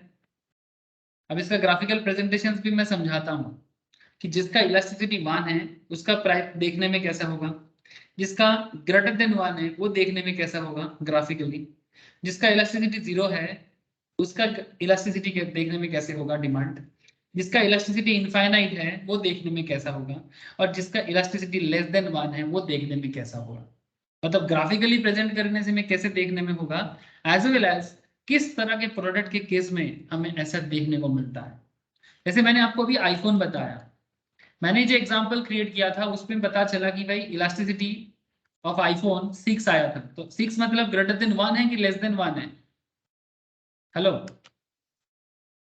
मैंने अभी अभी जो एग्जांपल बनाया था ग्रेटर देन 1 है, ठीक है। अब ग्रेटर देन 1 वाला इलास्टिसिटी देखने में ऐसा होता है। अब सर इसको ड्रॉ करके बताते हैं आपको कि कैसे इस तरह का ग्राफिकली डिमांड को ड्रॉ किया जाता है, ठीक है। सो लास्ट क्लास में मैंने आपको डिमांड कर्व ड्रॉ करना सिखाया था, फिर लास्ट क्लास में मैंने आपको डिमांड कर्व डाउनवर्ड क्यों होता है वो भी बताया था। आज मैं आपको बता रहा हूँ इलास्टिसिटी ऑफ डिमांड क्या है और कितना तरह का इलास्टिसिटी होता है और इलास्टिसिटी को मेजर करने का क्या तरीका है, ठीक है। अब पहले मैं आपको ग्राफ बता दे रहा हूँ, ठीक है, क्योंकि मैं कनेक्ट में आ गया। इसके बाद मैं आपको अलग अलग टाइप्स ऑफ इलास्टिसिटी मेजर करने का तरीका बताऊंगा कि इलास्टिसिटी मेजर कैसे, कितना तरीके से इलास्टिसिटी मेजर किया जाता है, ठीक है। तो पॉपुलर तरीका जो है वो भी मैं आपको बताऊंगा, ठीक है, हाउ टू मेजर इलास्टिसिटी, ठीक है। लेकिन उससे पहले मैं आपको थोड़ा इलास्टिसिटी ऑफ डिमांड का अलग अलग टाइप्स के बारे में बात करता हूं जिसका ग्राफिकल प्रेजेंटेशन आपको नजर आ रहा है। अच्छा प्लीज सर मुझे इतना बताओ, क्या इलास्टिसिटी ऑफ डिमांड आपको समझ में आ रहा है सर? हेलो, मतलब by definition wise also, example wise also, please मुझे जरा बताएं आप। हेलो, बोलो सर। असीमा आपको समझ में आ रहा है? ऐसे असीमा का पहला 2 क्लास नहीं हुआ है, फिर भी मैं पूछ रहा हूँ। अगर असीमा को मेरा आवाज आ रहा है तो जरूर बोले। बाकी सभी को पूछ रहा हूँ, दीपान, रवि। ये सर ठीक है, ठीक है, साधारण सा बात है सर। बस साधारण बात को ही थोड़ा ऑर्गेनाइज्ड वे में बात करने से वो एक सब्जेक्ट बन जाता है। हर सब्जेक्ट साधारण है, किसी भी चीज को सर पे मत चढ़ाओ, ठीक है। सर पे चढ़ाने से ना वो बहुत खास बन जाता है, और खास बनने में ना समझने में दिक्कत होता है। हर चीज को सिंपल रखो, जितना सिंपल सोच पाओगे उतना सिंपल तरीके से उसको समझ पाओगे, ठीक है। तो सोच सिंपल होना चाहिए, चाहे अकाउंट्स पढ़ो, चाहे इकोनॉमिक्स पढ़ो, चाहे लॉ पढ़ लो, चाहे मैथ्स कर लो, ठीक है, जो भी आप लोग नॉर्मली करते हो फाउंडेशन लेवल में। तो जस्ट मेरा बात को समझना सर, सिंपल तरीके से हर एक चीज को समझने का कोशिश करना, ठीक है। एवरीथिंग विल बी मतलब इजियर टू इजियर लगेगा आपको, ठीक है, ठीक है, इजिएस्ट वे में चले जाओगे आप इतना ज्यादा। अच्छा, अब मैं आपको जो बता रहा था कि कितना तरह का इलास्टिसिटी होता है, उस पर थोड़ा ध्यान दें सर, ठीक है। ये देखो सर, इलास्टिसिटी जीरो भी हो सकता है, ठीक है, डिमांड का of zero elasticity. Elasticity unitary भी हो सकता है, इलास्टिसिटी इनफाइनाइट भी हो सकता है, इलास्टिसिटी मोर देन वन भी हो सकता है, ठीक है, या फिर greater than one, more than one या ग्रेटर देन वन, और इलास्टिसिटी लेस देन वन भी हो सकता है। सर ये सब less than one, more than one, equals to zero, elasticity zero, या फिर इलास्टिसिटी इनफाइनाइट लेवल, या फिर इलास्टिसिटी इक्वल्स टू वन, ये सब का मतलब क्या है और इससे क्या फर्क पड़ता है? मतलब बिजनेस लेवल में क्या फर्क पड़ता है, इकोनॉमी लेवल में क्या फर्क पड़ता है? फर्क पड़ता है, बिल्कुल फर्क पड़ता है। लेकिन सर मेरे बोलने से थोड़ी ना फर्क पड़ेगा, फर्क को समझना होता है। तो अगर आप इतना देर का अंडरस्टैंडिंग किए हो तो आगे का मैं आपको ग्राफ भी बताऊंगा, और उसके साथ साथ रियल लाइफ में बिजनेस सिचुएशंस में इसका क्या मतलब होता है वो भी मैं आपको समझाता हूँ। तो मैं आपको वही बताता हूँ जहां पर मैंने एग्जाम्पल को कंप्लीट किया था। सर मैंने आपको आईफोन का एग्जाम्पल दिया था, जहां पर मैंने ये आपको बताया था कि आईफोन एक ग्रेटर देन वन वाला इलास्टिक प्रोडक्ट है। अब आईफोन ही न्यू नॉर्मल कोई भी मोबाइल फोन इसी कैटेगरी में आ जाएगा, नॉट जस्ट आईफोन। कोई भी लग्जरी या कंफर्टेबल गुड्स, लग्जरी गुड्स या फिर कंफर्टेबल गुड्स, ठीक है, जो हमें कंफर्ट देता है, जो हमें थोड़ा लग्जरी देता है ना, ऐसे प्रोडक्ट का elasticity normally greater than one ही होगा। जैसे देखो ना, जब हम लोग अच्छा एग्जांपल के तौर पे मैं आपको एक बात ले रहा हूँ, जैसे मानो कि टीवी या फ्रिज, ठीक है, टीवी या फ्रिज, अच्छा ये लग्जरी है कि कंफर्टेबल है? किस गुड्स में रखोगे इसको आप?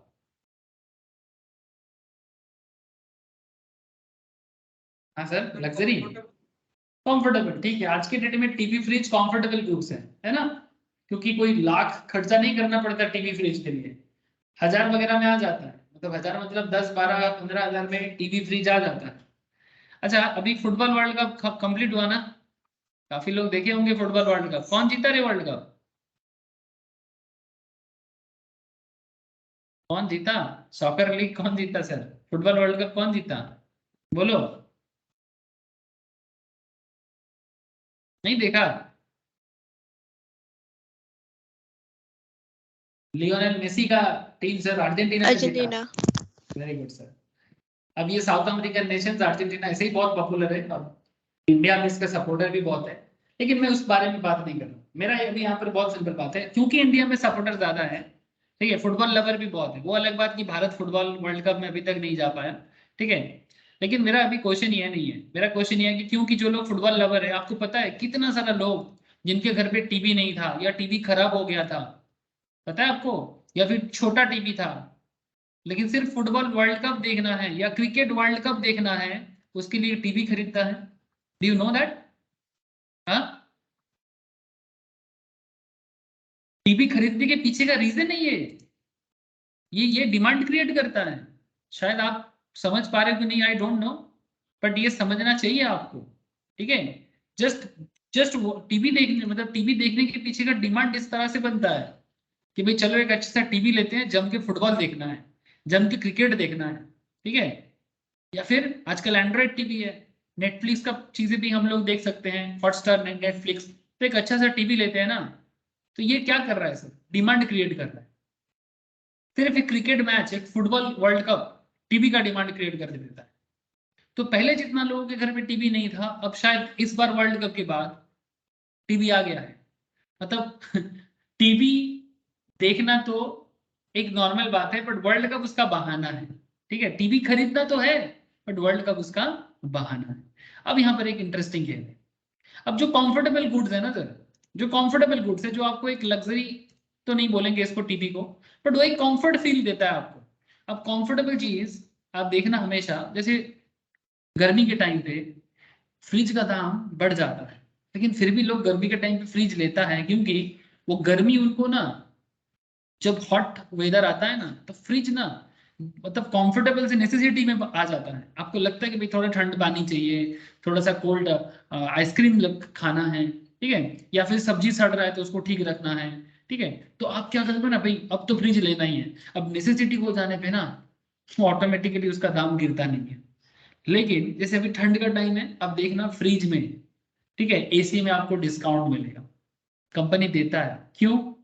इसलिए कंपनी देता है क्योंकि अभी कंपेरेटिवली सेल कम है अभी फ्रिज एसी का, क्योंकि अभी लोगों को नीड नहीं है ना, अभी लोगों को नीड नहीं है, क्योंकि अभी विंटर चल रहा है इंडिया में। तो वो डिस्काउंट देके लोगों को ना ऑफर करके थोड़ा सा कनेक्ट करना चाहता है। तो सर कहना क्या चाहते हो? सर कुछ नहीं कहना चाहते, आपको बस इतना कहना चाहते हैं कि जिस प्रोडक्ट में कंफर्टेबिलिटी होता है, जिस प्रोडक्ट में लग्जरीनेस आता है, उसका दाम थोड़ा बहुत बढ़ने पे या घटने पे आपको मार्केट में हलचल नजर आता है। नजर आता है सर, है ना? नजर आता है कि नहीं, इतना मुझे बता दो सर। जो अगर कल आपको पता चले कि एसी में डिस्काउंट चल रहा है, ठीक है, और आपको एसी का नीड है, तो आप भागा भागा जाओगे एसी खरीदने के लिए। ये सब नो, अरे बोलो ना सर।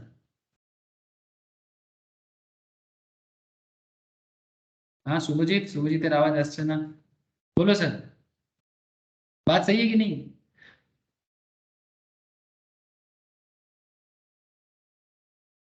मतलब हेलो, बोलो सर बोलो, कोई कोई डाउट है क्या? डाउट है तो बोलो सर। इलास्टिसिटी ग्रेटर देन 1 का क्या मतलब हुआ? मतलब अगर इसको मैथमेटिकली इस तरह से समझा जा सकता है ना, percentage delta quantity divided by percentage delta P. मतलब अगर मानो कि क्वांटिटी क्वांटिटी में परिवर्तन है 20% और प्राइस में परिवर्तन है 10%, किसी प्रोडक्ट का दाम में 10% परिवर्तन करो, चाहे ज्यादा कर दो चाहे कम कर दो, फर्क नहीं पड़ता। लेकिन डिमांड अगर उसके कारण 20% में बदल जाए, चाहे ज्यादा हो जाए या कम हो जाए, ऐसे प्रोडक्ट का इलास्टिसिटी को हम लोग ग्रेटर देन 1 बोलेंगे। 20/10 करने से क्या आता है? 2 आता है ना, और 2 क्या होता है? ग्रेटर देन 1 होता है। तो ये किस टाइप ऑफ फील्ड में आपको, इस पे डिपेंड करता है कौन से प्रोडक्ट में किस तरह का इलास्टिसिटी नजर आता है। अब ये तो हो गया ग्रेटर देन 1 वाला। अब आपको मैं बात करता हूँ लेस देन 1 वाला।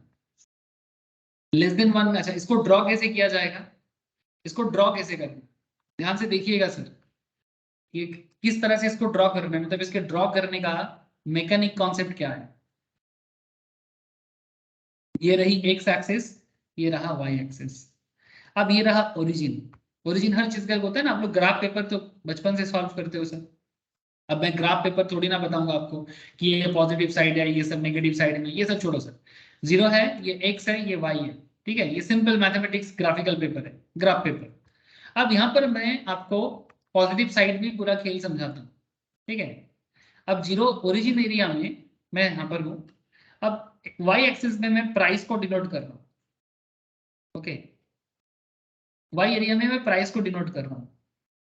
पहले मेरा प्राइस पी था, अब मेरा प्राइस P1 हुआ।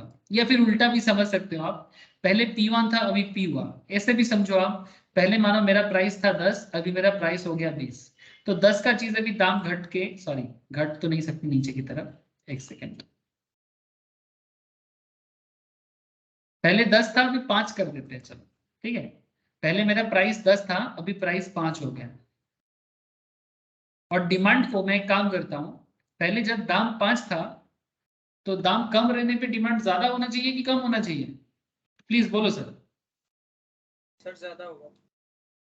दाम कम होने से डिमांड ज्यादा होगा, तो जब दाम 5 था तो डिमांड Q1 था, मानो तब आप 50 यूनिट ऑर्डर करते थे। अब दाम ज्यादा हो गया, अब दाम ज्यादा हो गया, P1 से P हो गया, तो आप अभी कम यूनिट ऑर्डर करते हो, 50 की जगह 30, 50 केजी की जगह 30 केजी मंगवाते हो, समथिंग लाइक दैट। लेकिन look at the gap, look at the gap sir, ये जो गैप मैंने यहाँ पर क्रिएट किया, ये 50 से 30 का गैप है और ये 10 से 5 का गैप है, ठीक है। अब ये देखो प्राइस का चेंजेस थोड़ा सा कम है, लेकिन डिमांड का चेंजेस ज्यादा है, ठीक है। अब इसको मैं ग्राफ को प्लॉट करता हूँ, जब प्राइस P था तब डिमांड यहाँ था, जब प्राइस P1 से P हो गया तब डिमांड यहाँ हो गया, और ग्राफ को अगर मैं प्लॉट करूँ तो ग्राफ देखने में ऐसा होगा, ठीक है। मतलब यहाँ पर पूरा खेल ना यहाँ है कि ये जो परसेंटेज चेंज कर दिया है कि भाई आपका कितना परसेंटेज प्राइस में चेंजेस है और कितना परसेंटेज आपका डिमांड में चेंजेस है। डिमांड का चेंजेस मानो 20% है और प्राइस का चेंजेस मानो 10% है, एग्जाम्पल के तौर पे। तो हमारा फॉर्मूला क्या कहता है, percentage delta quantity divided by percentage delta P. तो आप ऑलवेज पॉजिटिव खत्म करोगे, लेकिन आपका इलास्टिसिटी थोड़ा सा फ्लैट होगा, ठीक है, थोड़ा सा फ्लैटर, देखने में थोड़ा सा फ्लैट रहेगा। और क्वांटिटी डिमांड ज्यादा होगा प्राइस से, प्राइस का चेंजेस कम होगा कंपेयर टू क्वांटिटी डिमांड, ठीक है। मतलब अगर प्राइस चेंज 10% है तो डिमांड का चेंजेस 20% होगा, ठीक जैसे मैंने आपको आईफोन के एग्जांपल किया था, 17% प्राइस में चेंजेस था पर डिमांड में 100% चेंज था। वो अलग बात की इतना फर्क नहीं पड़ता है, बट फिर भी एग्जांपल तो सही बना था। अब बात करते हैं सर, ड्रॉ समझ में आ गया ना सर। अब इसी कॉन्सेप्ट में बाकी को ड्रॉ करना है। अब लेस देन वन में क्या करना है, जब लेस देन वन ड्रॉ करना है क्या करना है, सेम कॉन्सेप्ट है, X axis Y axis origin, ठीक है। अब सेम कॉन्सेप्ट में चलेंगे ग्राफ पेपर में, लेकिन थोड़ा सा कॉन्सेप्ट सेम रहेगा ड्राइंग करने का, लेकिन मैकेनिज्म बदल जाएगा। अब यहाँ पर मैकेनिज्म क्या है, प्राइस का चेंजेस ज्यादा, ठीक है। मानो मैंने प्राइस का चेंजेस ले लिया 10% का चेंजेस मान लेते हैं, ठीक है, ये 10% का बदल चेंजेस हुआ प्राइस में, पहले P था अब P1 था। और क्वांटिटी डिमांड जो है सर, उसका चेंजेस को छोटा कर दो आप, मतलब डिमांड में उतना परिवर्तन नहीं हुआ जितना प्राइस में परिवर्तन हुआ है। से फॉर एग्जांपल आपका जब प्राइस P1 था तब आपका डिमांड ज्यादा था, जब प्राइस P हो गया आपका डिमांड कम हो गया, ये Q1 था ये Q में आ गया। लेकिन look at the gap, look at the gap, price 10% में परिवर्तन हुआ है, डिमांड 5% में परिवर्तन हुआ है, ठीक है। अब ये गैप के कारण आपका इलास्टिसिटी ऑफ डिमांड अलग हो जाएगा। अब इसका ग्राफ को प्लॉट करवा, ये रहा आपका डिमांड ग्राफ। डिमांड कब देखो, ये स्टीप है कंपैरेटिवली, ये स्टीप है देखो, है ना, दिखाई दे रहा है आपको, मैं जस्ट ऑपोजिट में ही ड्रॉ कर रहा हूँ साइड में, ये कंपैरेटिवली स्टीप है, खड़ा ही है थोड़ा, ठीक है, इतना फ्लैटर नहीं है। तो ये डिमांड कब है।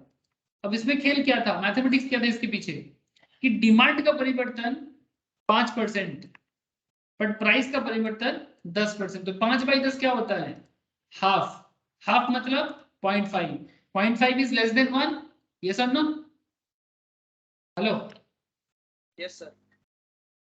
तो जब लेस देन 1 होता है ना ऐसा होता है। अब इसमें क्या हुआ सर, दाम का परिवर्तन ज्यादा है, डिमांड का परिवर्तन कम है, दाम का परिवर्तन ज्यादा है लेकिन डिमांड का परिवर्तन कम है। शायद दाम बहुत ज्यादा बढ़ गया या बहुत ज्यादा कम हो गया, लेकिन डिमांड में उतना ज्यादा फर्क नहीं पड़ा, डिमांड में उतना ज्यादा फर्क नहीं पड़ा। ये किसी तरह का प्रोडक्ट में से देखने को मिलता है, जैसे मानो क्या एग्जांपल दिया जाए इसके लिए, जो बेसिकली नेसेसिटी और कंफर्टेबल या लग्जरी गुड्स के बीच में आएगा। नेसेसिटी या सीजनल चीजों में हो सकता है क्या, आपको कोई एग्जांपल ऐसे दिमाग दिखाई दे रहा है, आप लोग थोड़ा सोचो, सोच के मुझे बताओ कि सर दाम में उतना ज्यादा फर्क, बहुत ज्यादा फर्क आया, दाम में परिवर्तन ऑलमोस्ट 10% पर डिमांड में परिवर्तन हार्डली 5%। कोई ऐसा प्रोडक्ट या ऐसा कोई सिचुएशन जब ऐसा होता हो कि दाम या तो बहुत ज्यादा हो गया या तो बहुत कम हो गया, ठीक है, दाम 10% में बढ़ गया या 10% में गिर गया, फिर डिमांड हार्डली 5% ज्यादा कमा होगा। इस मतलब इस तरह का खेल। कोई ऐसा प्रोडक्ट नजर आ रहा है तो मुझे जरूर बताइए सर, जो इलास्टिक नहीं है बेसिकली, जो बेसिकली इलास्टिक नहीं है, लेस देन इलास्टिक है।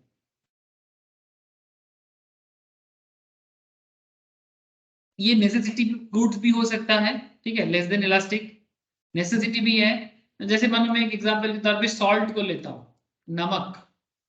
सर नमक का दाम अगर 10% ज्यादा भी हो जाए कम भी हो जाए, क्या डिमांड में बहुत ज्यादा फर्क पड़ने वाला है? हेलो,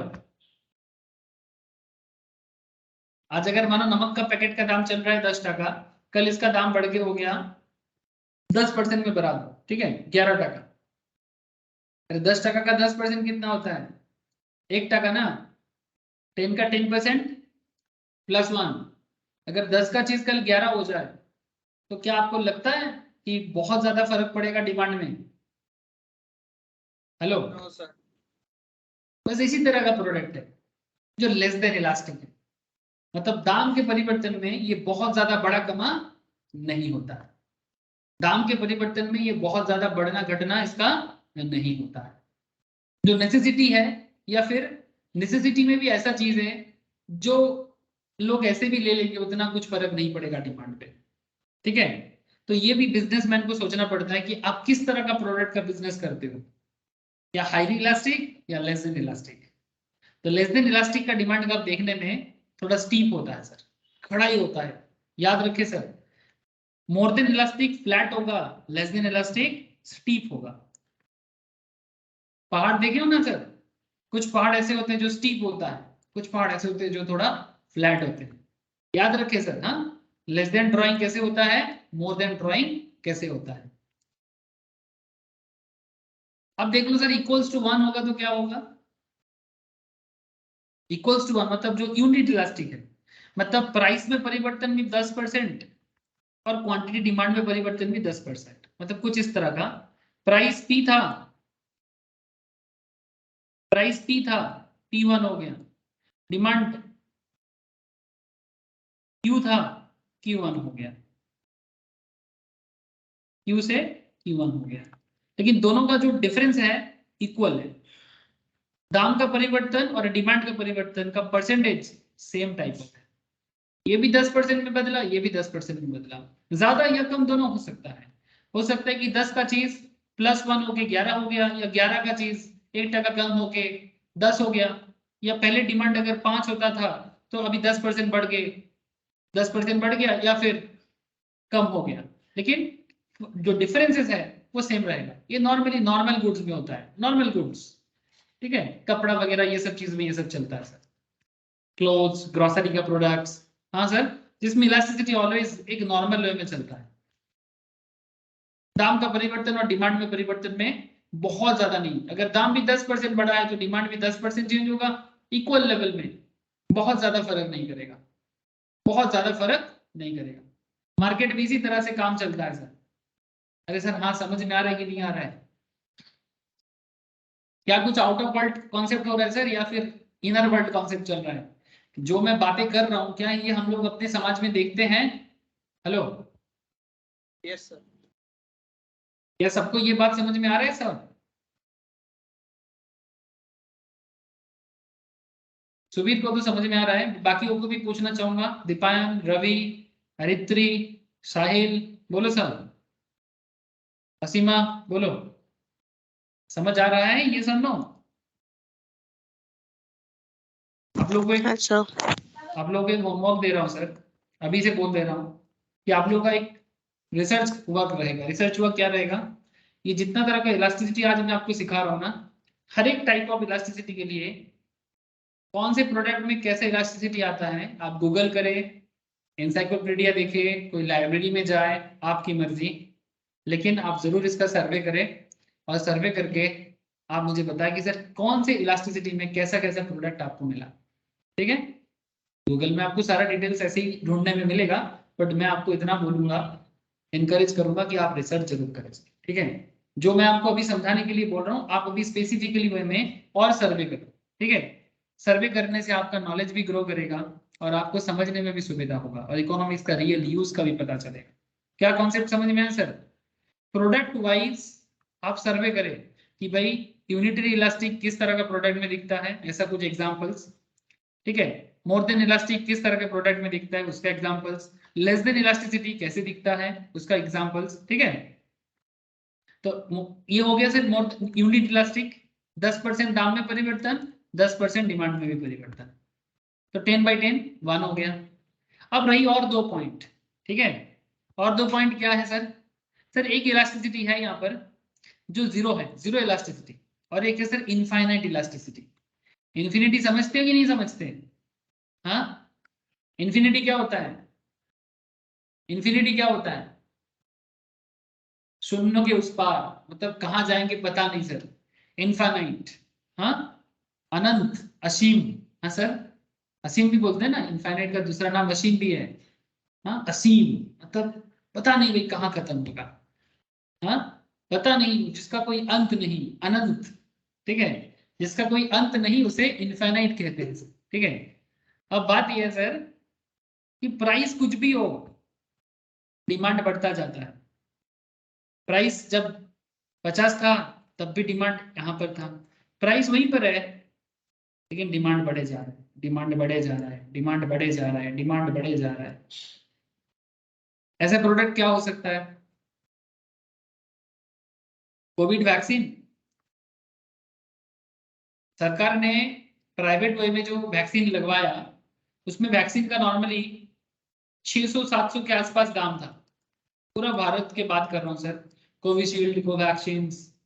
लेकिन क्या लगा आपको, जब शुरू शुरू में तो वैक्सीन काफी लोग ले नहीं रहा था, फिर कुछ लोगों ने लेना चालू किया, दाम सरकार ने उसी रेंज पे लगा। ये मैं प्राइवेट बात कर रहा हूँ, गवर्नमेंट हॉस्पिटल्स में तो फ्री में भी मिला है, ठीक है।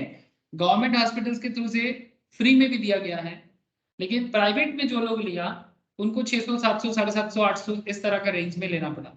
दाम फिक्स था, दाम फिक्स था, लेकिन डिमांड बढ़ता गया, बढ़ता गया, बढ़ता गया, ये सर नो। तो बेसिकली लाइफ सेविंग गुड्स वगैरह जो होता है ना, उसका दाम कुछ भी रहे, डिमांड बढ़ता जाता है, ये sir no. Life saving drugs वगैरह में ऐसा देखने को मिलता है, दाम आप कुछ भी कर दो, डिमांड डे बाय डे बढ़ता ही जाएगा। और भी एग्जांपल्स आप ढूंढ सकते हो, और भी एग्जांपल्स आप ढूंढ सकते हो जिसका प्राइस कुछ भी रख दो आप, डिमांड बढ़ता जाएगा। बोलो सर, समझ आ रहा है? जैसे कोरोना पीरियड में मास्क, मास्क का दाम 10 টাকা हो या 50 টাকা, डिमांड बढ़ रहा था कि नहीं बढ़ रहा था? बोलो। मास्क जो आज हम लोग 10 টাকা में मास्क खरीद लेते हैं, कोरोना पीरियड में वही 10 का मास्क 100 में भी बिका, लेकिन फिर भी लोगों ने खरीदा। दाम बढ़े घटे फर्क नहीं पड़ता, मास्क चाहिए तो मास्क लेना है तो लेते जाओ, लेते जाओ, लेते जाओ, डिमांड बढ़ता जाएगा, इनफाइनाइट लेवल तक डिमांड चलता है। ये सिचुएशंस में चलता है सर, कुछ कुछ सिचुएशंस में ऐसा डिमांड आपको देखने को मिलेगा, ठीक है। जैसे पूजा के टाइम पे जो प्रसाद होता है, हम लोग फल खरीदते हैं ना पूजा वगैरह के टाइम पे, अब दाम आप फिक्स कर दो कि भाई 200 টাকা केजी है, ठीक है, लेना है लो, नहीं तो जाओ। लेकिन लोगों को क्योंकि पूजा देना है, तो वो 200 टाका करके ही फल खरीद के लेके आएगा। हो सकता है नॉर्मल टाइम पे वही 200 का चीज वो 100 में खरीदे या 150 में खरीदे, बट क्योंकि अभी उसका अटमोस्ट नेसेसिटी है, ठीक है, तो वो 200 में ही खरीद के लाएगा, और डिमांड उसका बढ़ता रहता है कुछ टाइम के लिए। तो ये इनफाइनाइट लेवल ऑफ डिमांड है सर, ठीक है। इस तरह का इलास्टिसिटी इनफाइनाइट इलास्टिसिटी कहते हैं sir, demand curve of infinite elasticity. इसमें प्राइस का बढ़ना घटना फर्क नहीं पड़ता डिमांड पे। और रही जीरो इलास्टिसिटी। जीरो इलास्टिसिटी क्या है? प्राइस 0 से 5 हो जाए, 5000 हो जाए या 500 हो जाए, डिमांड फिक्स्ड है एक जगह में। दाम कुछ भी हो जाए, एक सिमिलर लेवल में डिमांड रहेगा आपका, डिमांड में बढ़ना घटना कम रहेगा, नहीं रहेगा, डिमांड बढ़ेगा भी नहीं, घटेगा भी नहीं। चाहे 5% हो जाए, 500 हो जाए, 5,000 हो जाए। इसे कहते हैं इलास्टिसिटी कर्व, जीरो इलास्टिसिटी। समझ में आ रहा है सर? यहाँ पर मैंने आपको बोला प्राइस को फिक्स कर दो, लेकिन डिमांड डे बाय डे बढ़ता रहता है। ये एक सिचुएशन है। यहाँ पर मैं आपको बोल रहा हूँ कि प्राइस को चेंज भी कर दोगे तो डिमांड वही कर रह जाएगा। प्राइस चेंज भी करते रहोगे, कम कर दो, ज्यादा कर दो, फिर डिमांड फिक्स है।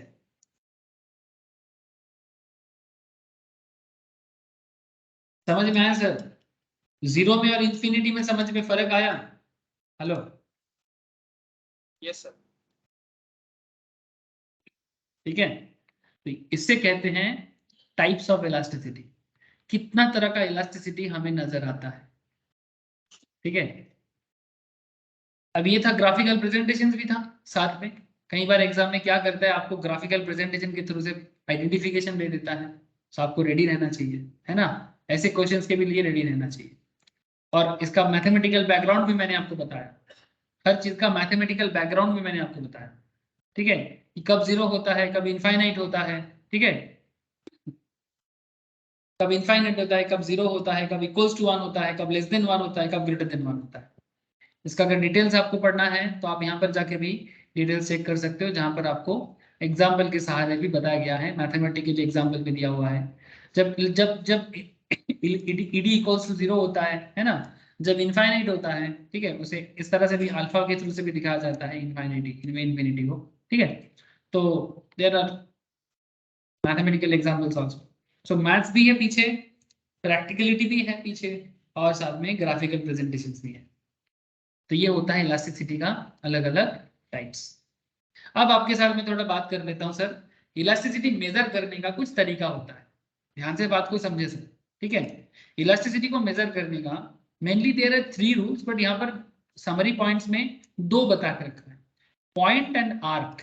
ठीक है, ये 2 बहुत ही पॉपुलर है, बट एक और भी है। ठीक है, पॉइंट और आर्क के अलावा और भी एक है, जिसको टोटल आउटले मेथड भी कहा जाता है। क्या मेथड कहा जाता है सर? Total outlay method. ये मेथड इतना पॉपुलर नहीं है, पॉपुलर है पॉइंट मेथड, और उससे भी पॉपुलर है आर्क मेथड। क्या मेथड सर? Arc method. ध्यान से बात को समझे, arc elasticity method. Graphical presentation भी आप देख सकते हो आर्क का, और यहाँ पर आप पॉइंट का भी देख लो। ठीक है, मैं अभी समझाता हूँ आपको, 2 मिनट लगाऊंगा, ज्यादा नहीं लगाऊंगा। पॉइंट और आर्क ये बहुत ही पॉपुलर है, ठीक है, बहुत ही पॉपुलर है। लेकिन इसके अलावा और एक भी है सर, जिसे टोटल आउटले भी कहा जाता है, जो यहाँ पर समरी नोट्स में नहीं दिया हुआ है, बट मेन नोट्स के अंदर आपको टोटल आउटले मिल जाएगा। ठीक है, टोटल आउटले का पीछे का कॉन्सेप्ट भी आपको समझाता हूँ। पर टोटल आउटले को बताने से पहले एक बार मैं आर्क और पॉइंट को बताता हूँ। किसको बताता हूँ सर? आर्क और पॉइंट को बताता हूँ। ओके, तो चलो देख लेते हैं एक बार आर्क इलास्टिसिटी क्या है सर। अब आपके मन में चल रहा है सर आर्क क्या होता है? हाँ सर, सबके मन में चल रहा होगा सर आर्क क्या है बता दो। सर आर्क कुछ नहीं है सर, हम लोग मार्केट में एक वर्ड सुनते हैं, मार्केट में बहुत चाप जा रहा है, चाप। हाँ, सुनते ही नहीं सर? चाप मतलब क्या? प्रेशर। प्रेशर होता है ना सर, प्रेशर। जैसे प्रेशर कुकर में प्रेशर होता है, ऐसे मार्केट का भी प्रेशर होता है, इकोनॉमी में भी प्रेशर होता है। Pressure in market, pressure, pressure या तो हाई प्रेशर रहेगा, या तो मीडियम प्रेशर रहेगा, ठीक है, या फिर लो प्रेशर रहेगा। सर ये कैसा बात कर रहे हो आप?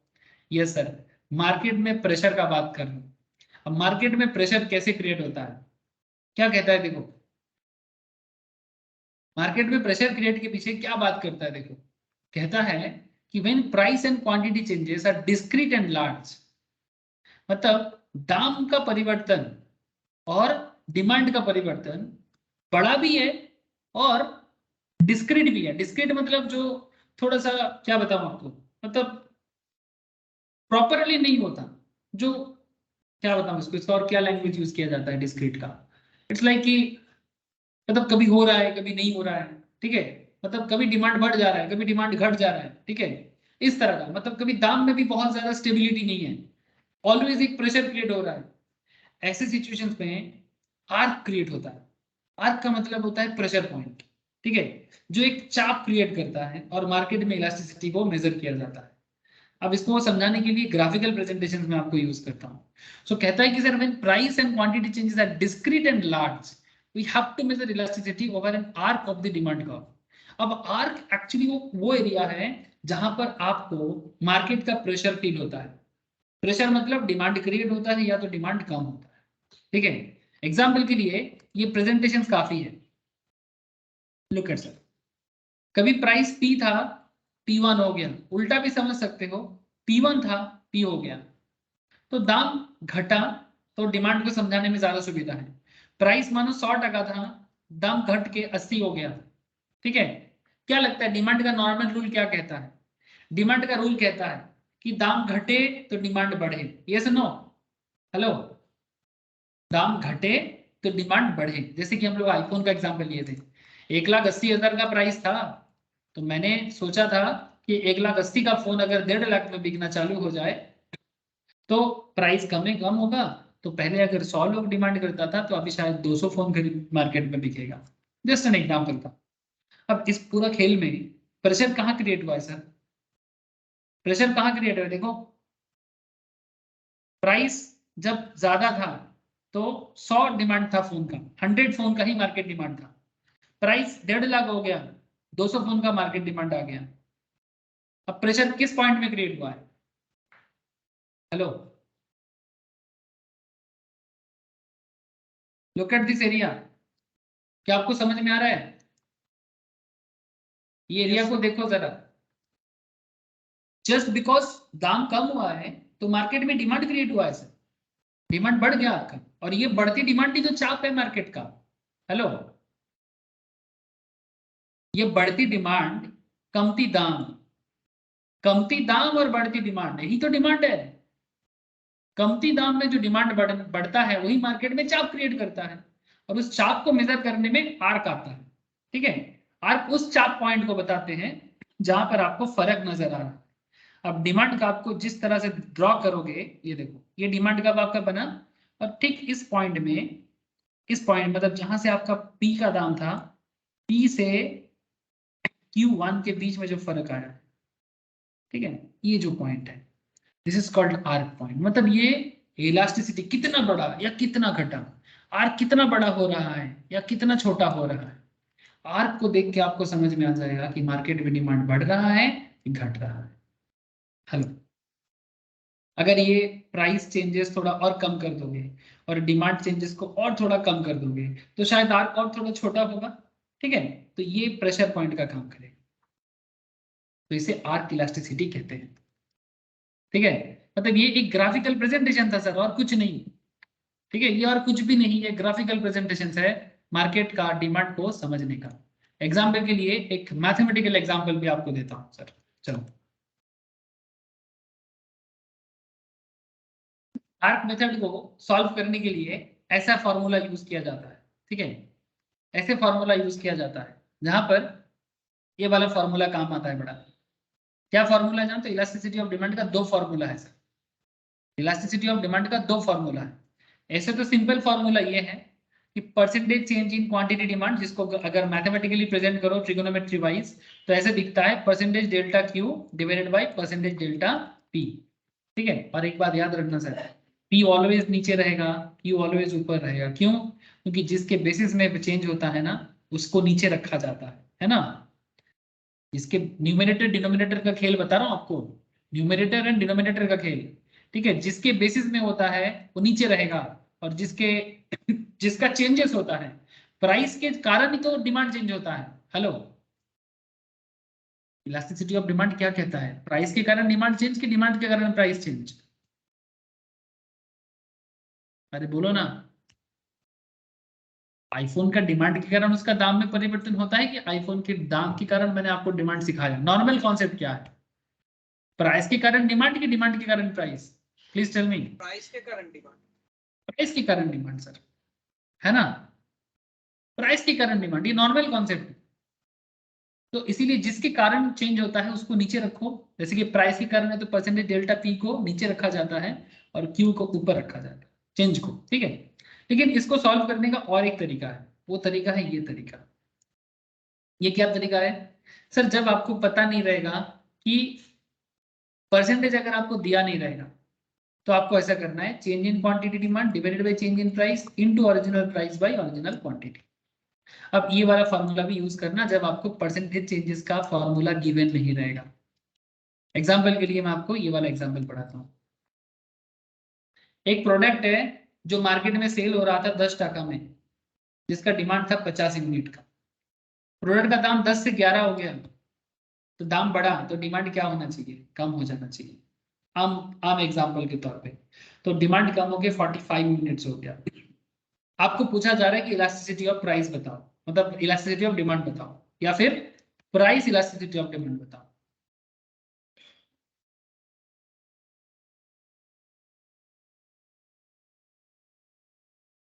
कैसे करोगे? Just change in quantity. अच्छा अब मुझे इतना बताओ, 50 यूनिट से 45 यूनिट हुआ, कितना चेंजेस हुआ? हेलो, 50 यूनिट से 45 यूनिट, चेंज कितना? 5। प्राइस 10 था 11 हुआ, कितने का चेंजेस है प्राइस में? 1। ओरिजिनल प्राइस कितना है आपका? Original price is 10। Original quantity कितना है आपका? 50। तो 5/1 इंटू 10/50 कितना होता है? 50/50, तो 1 हो गया ना। तो इलास्टिसिटी कितना हो गया आपका? 1। तो ये क्या है? इलास्टिसिटी 1 मतलब, इलास्टिसिटी 1 मतलब क्या बोलेंगे इसको? मोर than elastic, less than elastic, unit elastic, zero, infinity, क्या है ये? अरे बोलो ना।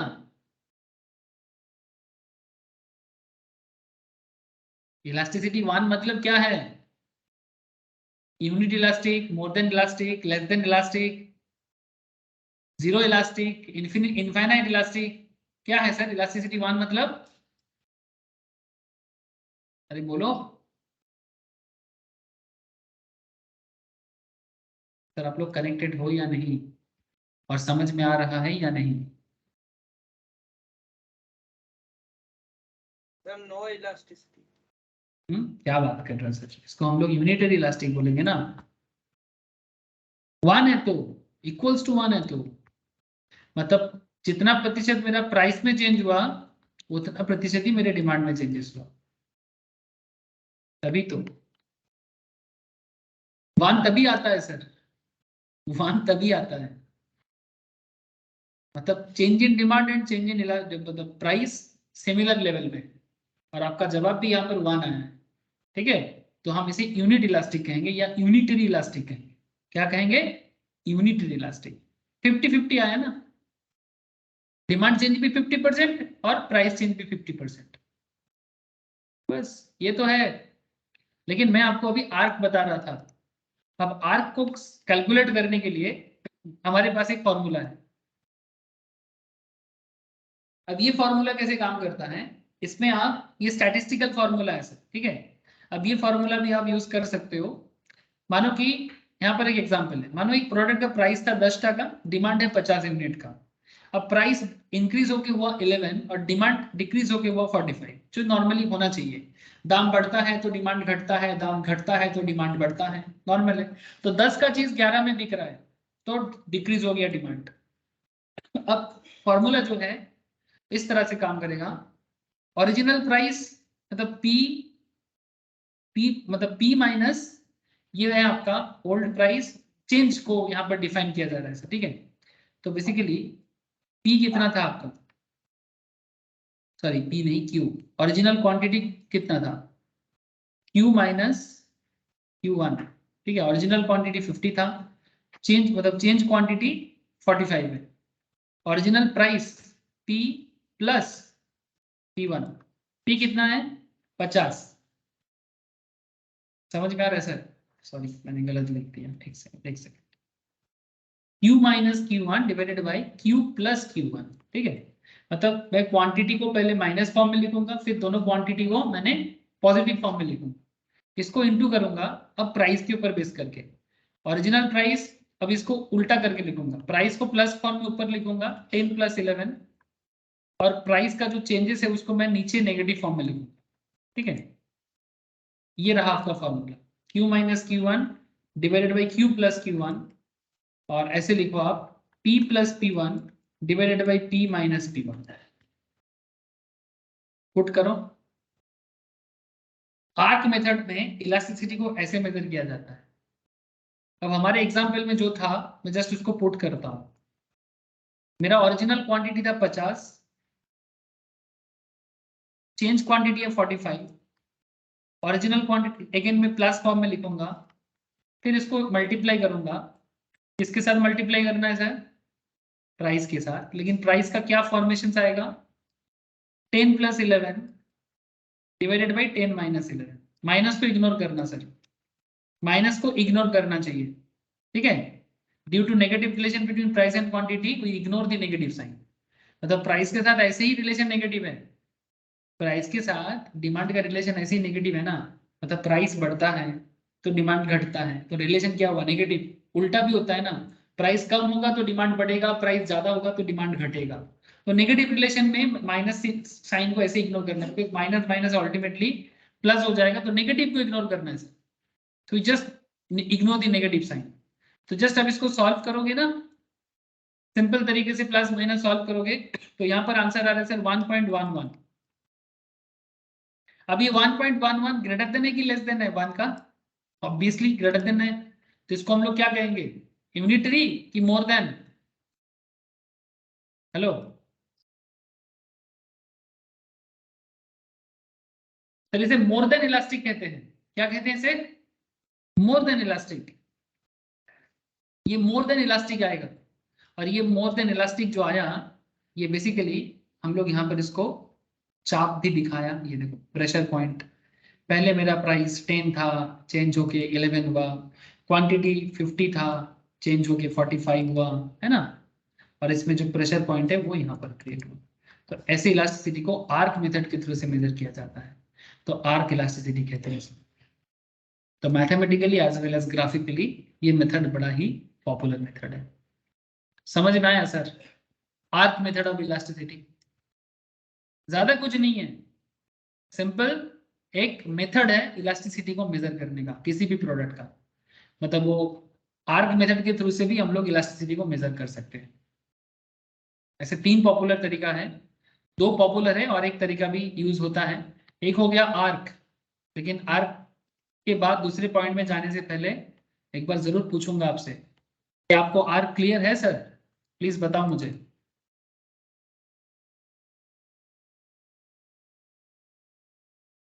क्या आप लोगों को आर्क मेथड क्लियर है सर? हेलो, अरे हाँ ना, कुछ तो बोलो। Yes sir. ठीक है, अब अगर आर्क क्लियर है तो पॉइंट भी समझ लो ना सर। अनदर इंपॉर्टेंट मेथड है पॉइंट इलास्टिसिटी मेथड। मतलब इसमें इलास्टिसिटी को पॉइंट में मेजर किया जाता है। किस पे मेजर किया जाता है? पॉइंट पे। पॉइंट मतलब sir, point in the sense कि एक डिमांड कर्व का पॉइंट आता है, उस पॉइंट में द डिमांड का the point elasticity demand is the price elasticity of demand eight a particular point on the demand curve. अब इसको भी मैं ड्रॉ करके आपको दिखाता हूँ ठीक कैसे देखने में होता है और क्या कॉन्सेप्ट है इसका। इसका ना और भी 2 नाम है, ज्योमेट्रिकल मेथड भी कहते हैं इसे। पॉइंट इलास्टिसिटी को ज्योमेट्रिकल मेथड भी कहते हैं, याद रखिए सर।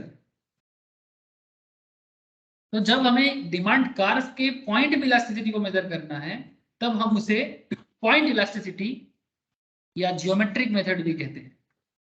अब आप सोच रहे हो सर जियोमेट्रिक मेथड क्यों?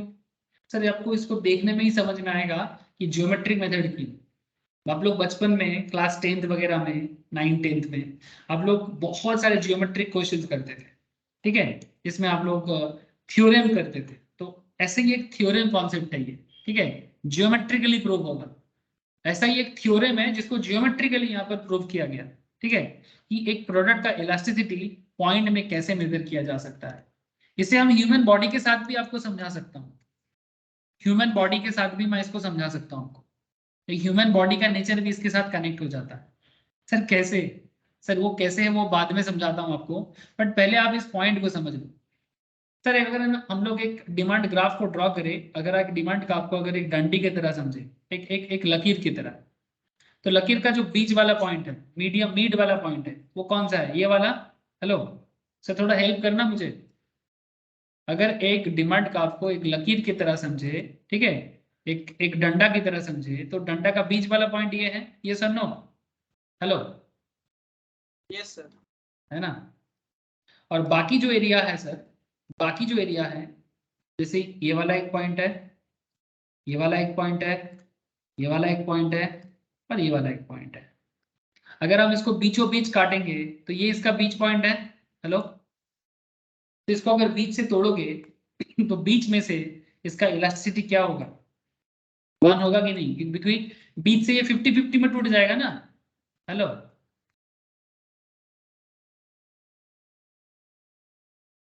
Yes sir. किसी भी बीच से 50-50 में ही तो टूटेगा। तो 50-50 में टूटेगा तो फिर इसका इलास्टिसिटी बीच में क्या होगा? Equals to 1। 50/50 क्या होता है? 1 होता है ना। तो बीच में इलास्टिसिटी 1 है। लेकिन अगर आप इस पर्टिकुलर पॉइंट से इस तरफ जाओगे अपर लेवल में, ठीक है, ये अपर सेगमेंट है, this is the upper segment. और इस पॉइंट से अगर आप नीचे की तरफ आओगे तो इसको बोलते हैं लोअर सेगमेंट। जितना नीचे आओगे इलास्टिसिटी उतना कम होगा प्रोडक्ट का, ठीक है। ये जीरो लेवल है, this is the zero level. और जितना अपर सेगमेंट में जाओगे उतना इलास्टिसिटी बढ़ेगा, ग्रेटर देन 1, फिर इनफाइनाइट लेवल में जाएगा। सिंपल है। ये इलास्टिसिटी को मेजर करने का एक पॉइंट मेथड है, ठीक है। अब इसको जियोग्राफिकली इस तरह से प्रमाण किया गया है सर, प्रूफ किया गया sir, price elasticity equals to lower segment of the demand curve divided by upper segment. अब बात को समझिए, lower segment by upper segment, lower segment को ऊपर रखा जाएगा, अपर सेगमेंट को नीचे रखा जाएगा। Now point to be noted sir, in the figure given below at point C, this is the C point जिसको मैंने मिड पॉइंट लिया, CE of the demand curve. Look at sir, this is the CE. मैं बार बार बोल रहा हूं कि this method is just like आपका बचपन वाला जियोमेट्रिक क्लास जो आप लोग मैथमेटिक्स में करते थे, जियोमेट्रिक पोर्शंस पे। CE of the demand curve ये आपका लोअर सेगमेंट है, और A C of the demand curve ये आपका अपर सेगमेंट है। Now point to be noted very clearly, अगर मैं इसको बीचों बीच काटता हूं और जियोमेट्रिकली लिखता हूं तो क्या लिखोगे नाम वाइज? हम ऐसे लिखेंगे ना, lower segment equals to what? Lower segment equals to CE. क्या मैं सही लिखा? अगर मैं लोअर सेगमेंट को सीई नाम देता हूं, गलत तो नहीं बोल रहा हूं sir? Hello, lower segment equals to CE ना, और upper segment equals to AC. तो सीई बाई एसी अगर बीचों बीच देखा जाए तो ये भी 50% है, ये भी 50% है, ये भी 50% कवर करेगा, ये भी 50% कवर करेगा। सो 50-50 में ये 1 होगा, इसमें तो कोई दौरा ही नहीं है। So in this point elasticity equals to 1, इसमें कोई प्रॉब्लम नहीं है। At the point D, at the point D, that is this point, at point D lower segment is D. अब देखो सर, अब चेंज होगा, बीच पॉइंट से अब डी पॉइंट में आ जाओ। सी पॉइंट में इलास्टिसिटी देख लिया हम लोगों ने, अब डी पॉइंट में इलास्टिसिटी देख रहे हैं। तो डी पॉइंट में इलास्टिसिटी क्या होगा? डीई बाई, क्या लिखेंगे? डीई बाई, अरे बोलो, एडी ना, अपर सेगमेंट। अपर सेगमेंट इतना बड़ा है सर, और लोअर सेगमेंट इतना सा है। हेलो, Yes, मैंने sir. आपको मैंने आपको ईडी इक्वल्स टू 1 समझाया, अब मैं आपको ED equals to less than 0 समझा रहा हूं। सॉरी, लेस देन 1, 0 नहीं, लेस देन 1, ये 0 है। अब बात को जरा समझे सर, बहुत सिंपल है। This portions of the demand curve is upper segment जब मैं डी पॉइंट को चूज कर रहा हूं, और this point of the demand curve is the lower segment, ठीक है। तो डीई पोर्शंस जो लोअर सेगमेंट है, और ए डी पोर्शंस जो अपर सेगमेंट है। अब मुझे एक चीज बताओ कि डी पोर्शंस को अगर मैं वैल्यू में डिनोट करूं तो ऑब्वियसली हार्डली टोटल का 30% होगा, टोटल का 30% होगा। तो अगर ये टोटल का 30% है, 30 बाई, अगर टोटल 100% है, 100 भी नहीं, चलो 70 ले लेते हैं, 30/70, 30/70, क्या ये एक से ज्यादा होता है? 30/70, हेलो, 3/7 क्या होता है सर? 3/7 आप ही बताओ मुझे। 3/30/70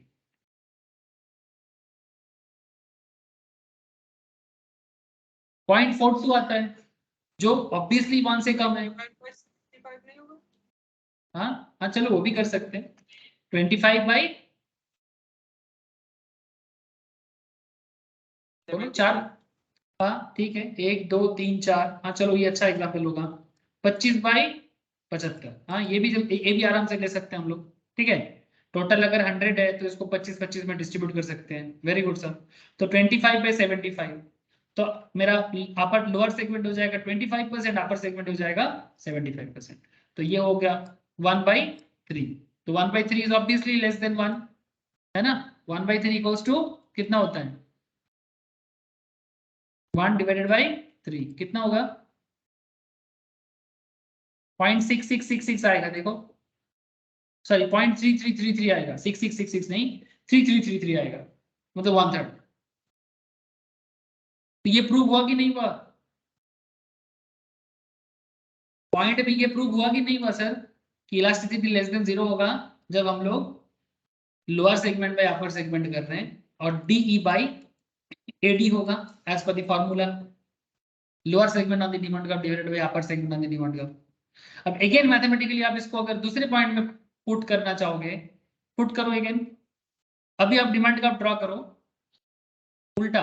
ठीक है अब आप लोअर सेगमेंट को बी पॉइंट से डिनोट करो BE और आपका अपर सेगमेंट होगा AD। तो लोअर सेगमेंट आपका ज्यादा है ना। चलो अगेन लोअर सेगमेंट अगर B से E है तो ये कितना परसेंटेज हो जाएगा 75% और अपर सेगमेंट आपका 25%। तो 25 और इधर 75 कितना होता है 3। 3 is greater than 1। 3 is greater than 1। So elasticity एक से ज्यादा हुआ मतलब more than elastic. So point B में इलास्टिसिटी ग्रेटर देन 1 होगा। और अगर और ऊपर जाओगे यहाँ पर डिमांड को कंपेयर किसके साथ करोगे इस पॉइंट में लोअर बाय अपर क्या करोगे sir AE by AE AE by EA जो भी करो मतलब ये अपर सेगमेंट भी है यही लोअर सेगमेंट है जितना भी लगा दो इनफाइनाइट लेवल तक होगा मतलब ED इक्वल्स टू इनफाइनाइट। मतलब प्राइस कुछ भी हो डिमांड बढ़ता जाता है प्राइस कुछ भी हो डिमांड बढ़ता जाएगा इस सिचुएशंस को हम लोग इनफाइनाइट डिमांड बोलते हैं।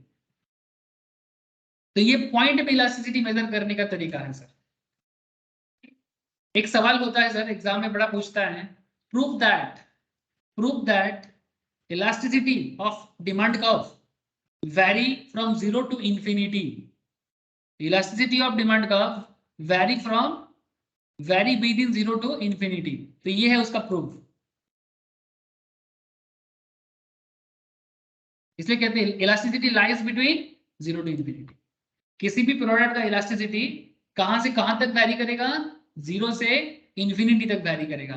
बड़ा ही पॉपुलर वर्ड है सर इकोनॉमिक्स में कि भाई डिमांड ऑफ एनी प्रोडक्ट का इलास्टिसिटी कहां से कहां तक वैरी करता है तो जवाब होगा 0 से इनफाइनाइट तक या इन्फिनिटी तक। बोलो सर क्या पॉइंट मेथड क्लियर हुआ क्या पॉइंट मेथड क्लियर हुआ सर। अब मैं आपको बोला था कि ह्यूमन बॉडी के साथ भी मैं आपको पॉइंट मेथड समझा सकता हूं। मैं आपको एक ह्यूमन बॉडी का अगर एक एग्जांपल लूं ठीक है जस्ट एग्जांपल के लिए एक सिंपल सा ह्यूमन बॉडी लेते हैं सर।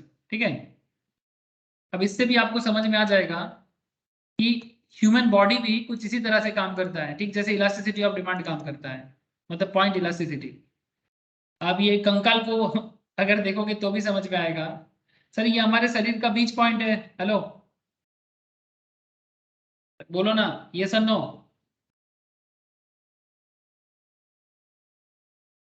ये हमारे शरीर का बीच पॉइंट है यहाँ पर इलास्टिसिटी क्या है हमारा इसको अगर हम दोनों हिस्सों में तोड़ दे तो ये इक्वल्स टू 1 है।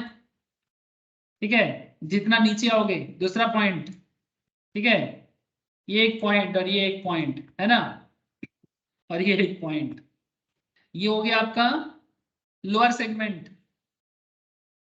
ये हो गया आपका अपर सेगमेंट बीच में हो गया 1। जितना नीचे की तरफ आओगे उतना आपका इलास्टिसिटी क्या हो जाएगा लेस देन 1। जितना ऊपर की तरफ आप जाम कर सकते हो नीचे तो जाम नहीं होता ना अगर आपको बोला जाए स्ट्रेच करने के लिए, तो क्या आप नीचे स्ट्रेच करते हो कि ऊपर स्ट्रेच करते हो? अरे, जब हमें कहा जाता है शरीर को स्ट्रेच करो, हम शरीर को नीचे करके स्ट्रेच करते हैं कि ऊपर करके स्ट्रेच करते हैं?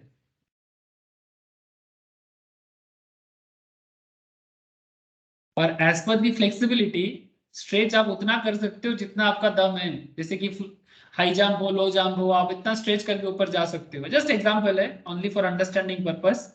तो बेसिकली ये आपका इलास्टिसिटी ग्रेटर देन 1 है।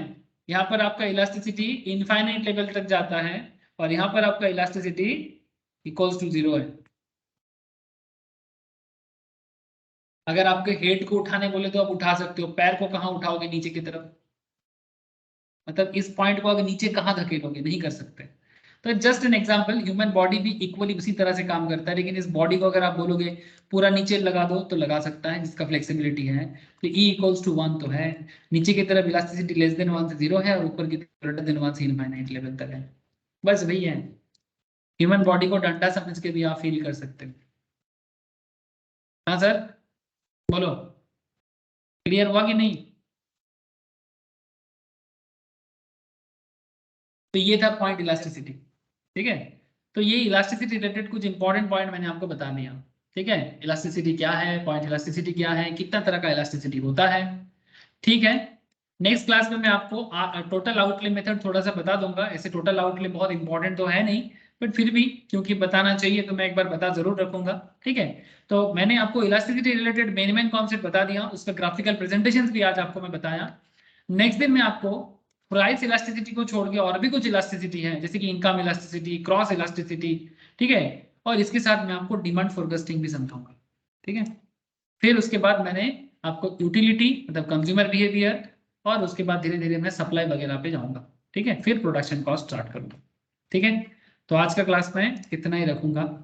ठीक है, एक ही बस बात है सर, अगर किसी का प्रीवियस लेक्चर मिस है तो जरूर एक बार प्रीवियस लेक्चर जरूर देख के रखें, और कोई भी डाउट रहे तो मुझे व्हाट्सएप में पूछ ले या फिर क्लास में पूछ ले बाद में।